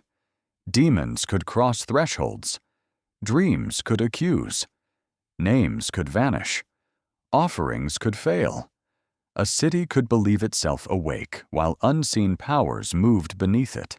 And if Sumer survived inside these later fears, rituals, and visions, what other fragments of the oldest underworld were carried forward without anyone fully understanding where they began? What if the deepest secret in the Sumerian texts is not that the dead entered a world beneath the earth, but that the living built civilization around the fear of what might happen if the dead were not remembered? The ancient scribes pressed their signs into clay as if they were preserving more than stories. they were preserving questions. What remains of a human being when breath leaves the body? Does identity survive when the face is gone? Can a name keep someone from sinking into silence? Does the earth merely cover the dead, or does it receive them into another order of existence? The Sumerians did not leave behind a single, complete doctrine that answers all of this. Their world reaches us in fragments, myths of descent, royal laments, ghostly conversations, burial evidence, ritual hints, divine names, broken tablets, and tombs sealed beneath ruined cities. Each fragment opens a door, but none allows us to stand fully inside the ancient mind. That is what makes their vision so powerful. It remains unfinished. Modern archaeology can uncover graves, vessels, bones, seals, ornaments, tomb chambers, city ruins, temple platforms, and tablets hardened by accident or fire. It can reveal how people buried their dead, where they placed offerings, what materials they valued, and how social rank shaped burial treatment. But archaeology cannot fully recover the private terror of a dying person, the grief of a daughter pouring water for a parent, or the last prayer spoken over a grave before it was sealed. History can reconstruct patterns. It can compare texts, languages, rituals, and political traditions. It can show that Mesopotamian ideas of death changed over time and differed across cities and periods. But history cannot tell us that every person believed the same thing. A priest, a king, a farmer, a widow, a scribe, and a soldier may have imagined the netherworld differently. Ancient texts describe a land below. Archaeology shows that burial and offerings mattered. Historians believe the dead remained socially and ritually connected to the living. Modern interpretations suggest these beliefs helped people face grief, obligation, ancestry, power, and the terror of disappearance. But the central mystery remains alive because none of these perspectives cancels the others.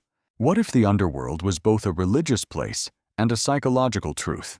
To the ancient Mesopotamian imagination, the dead descended into a realm of dust and silence. To the human heart, death has always felt like a descent. A person who once spoke becomes quiet.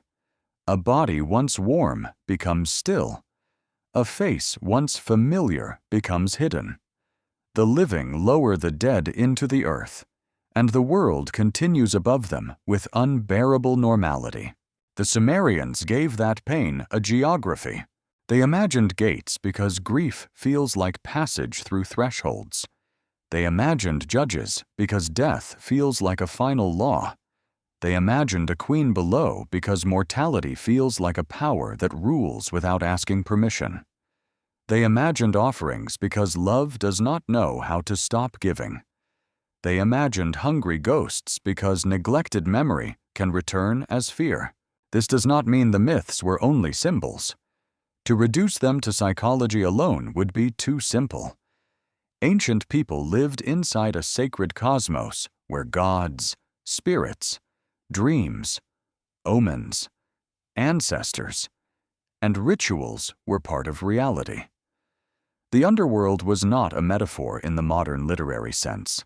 It was woven into how people understood bodies, families, cities, kingship, illness, burial, and divine order. Yet symbols can be real in another way. A gate in a myth can shape how a mourner understands death. A ritual cup can shape how a family remembers a father. A tomb can shape how a city imagines power. A ghost can give form to guilt, longing, neglect, or fear. A name spoken over the dead can become an act of resistance against erasure. This is where the Sumerian texts still feel close to us. They do not offer an easy heaven.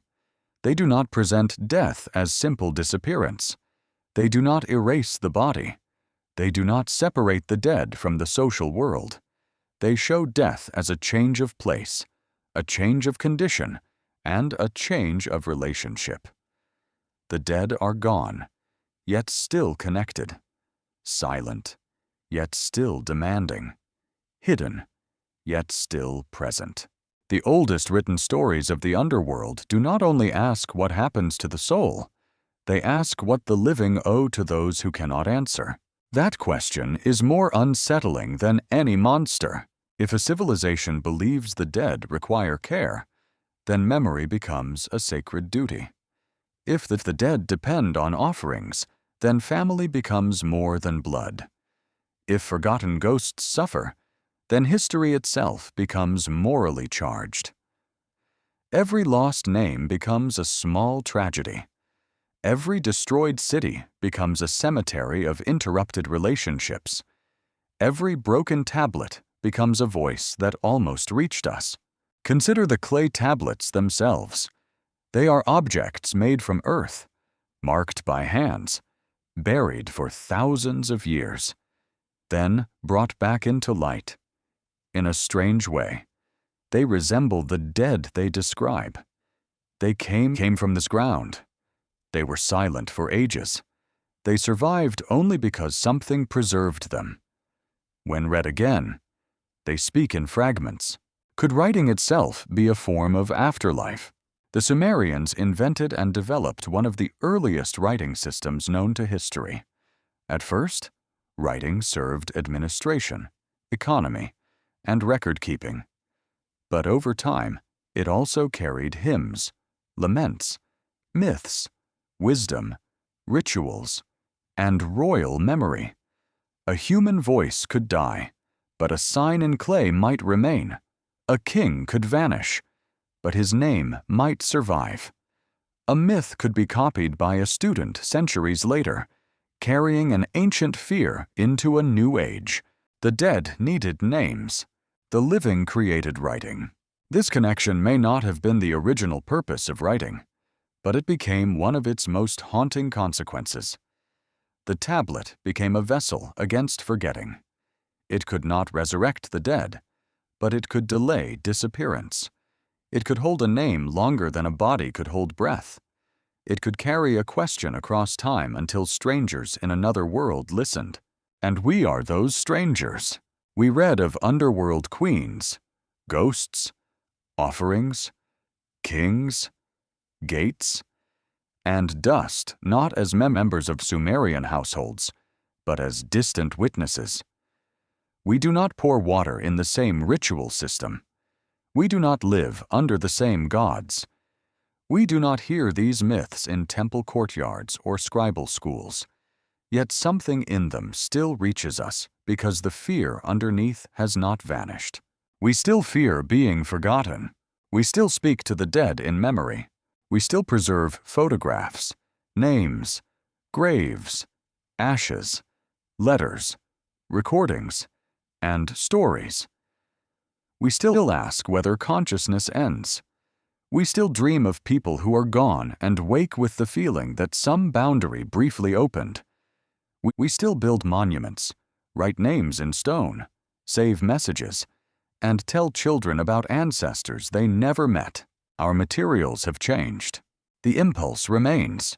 This is why the Sumerian underworld cannot be dismissed as a primitive curiosity. It is an early map of a question that no civilization has escaped. What is a human being when the body is gone? A soul, a shadow, a name, a memory, a relationship, a story, a responsibility. The Sumerians did not answer with certainty. They answered with images powerful enough to survive the collapse of their cities.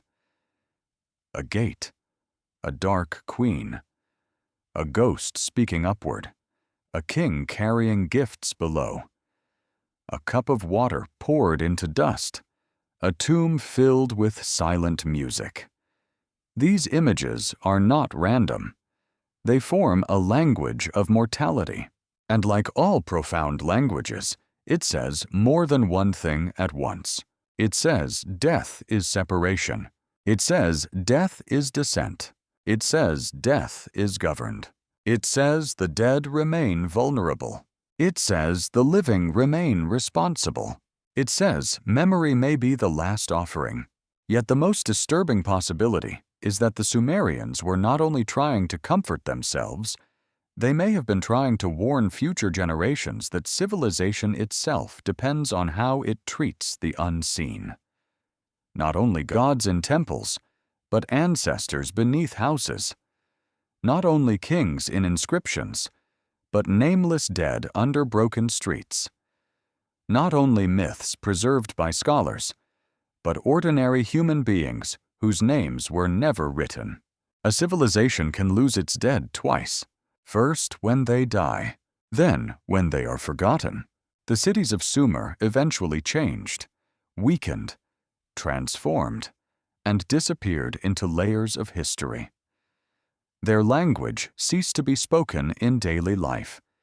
Their temples crumbled. Their canals shifted. Their gods were renamed, absorbed, reinterpreted, or abandoned. Their graves were buried deeper beneath sand, settlement, and time. Yet the tablets remained, carrying voices from a world that believed the dead continued somewhere below. Those voices do not tell us exactly what the dead experienced. They tell us what the living feared the dead experienced. Dust without water, darkness without memory, existence without voice, a house below the earth where every human identity was tested by silence. Perhaps that is why these ancient texts still feel unfinished. They do not close the mystery. They hand it to us. They ask whether remembrance is only emotion, or whether it is one of the deepest duties human beings perform. They ask whether the dead are gone, or whether they survive in the fragile space between ritual, memory, story, and love. In the end, the clay tablets do not give us certainty. They give us a doorway, and standing at that doorway, with the ancient world beneath our feet, and the names of the dead fading behind us. The final question remains if memory is the last bridge between the living and the dead. What disappears from the universe when no one is left to remember?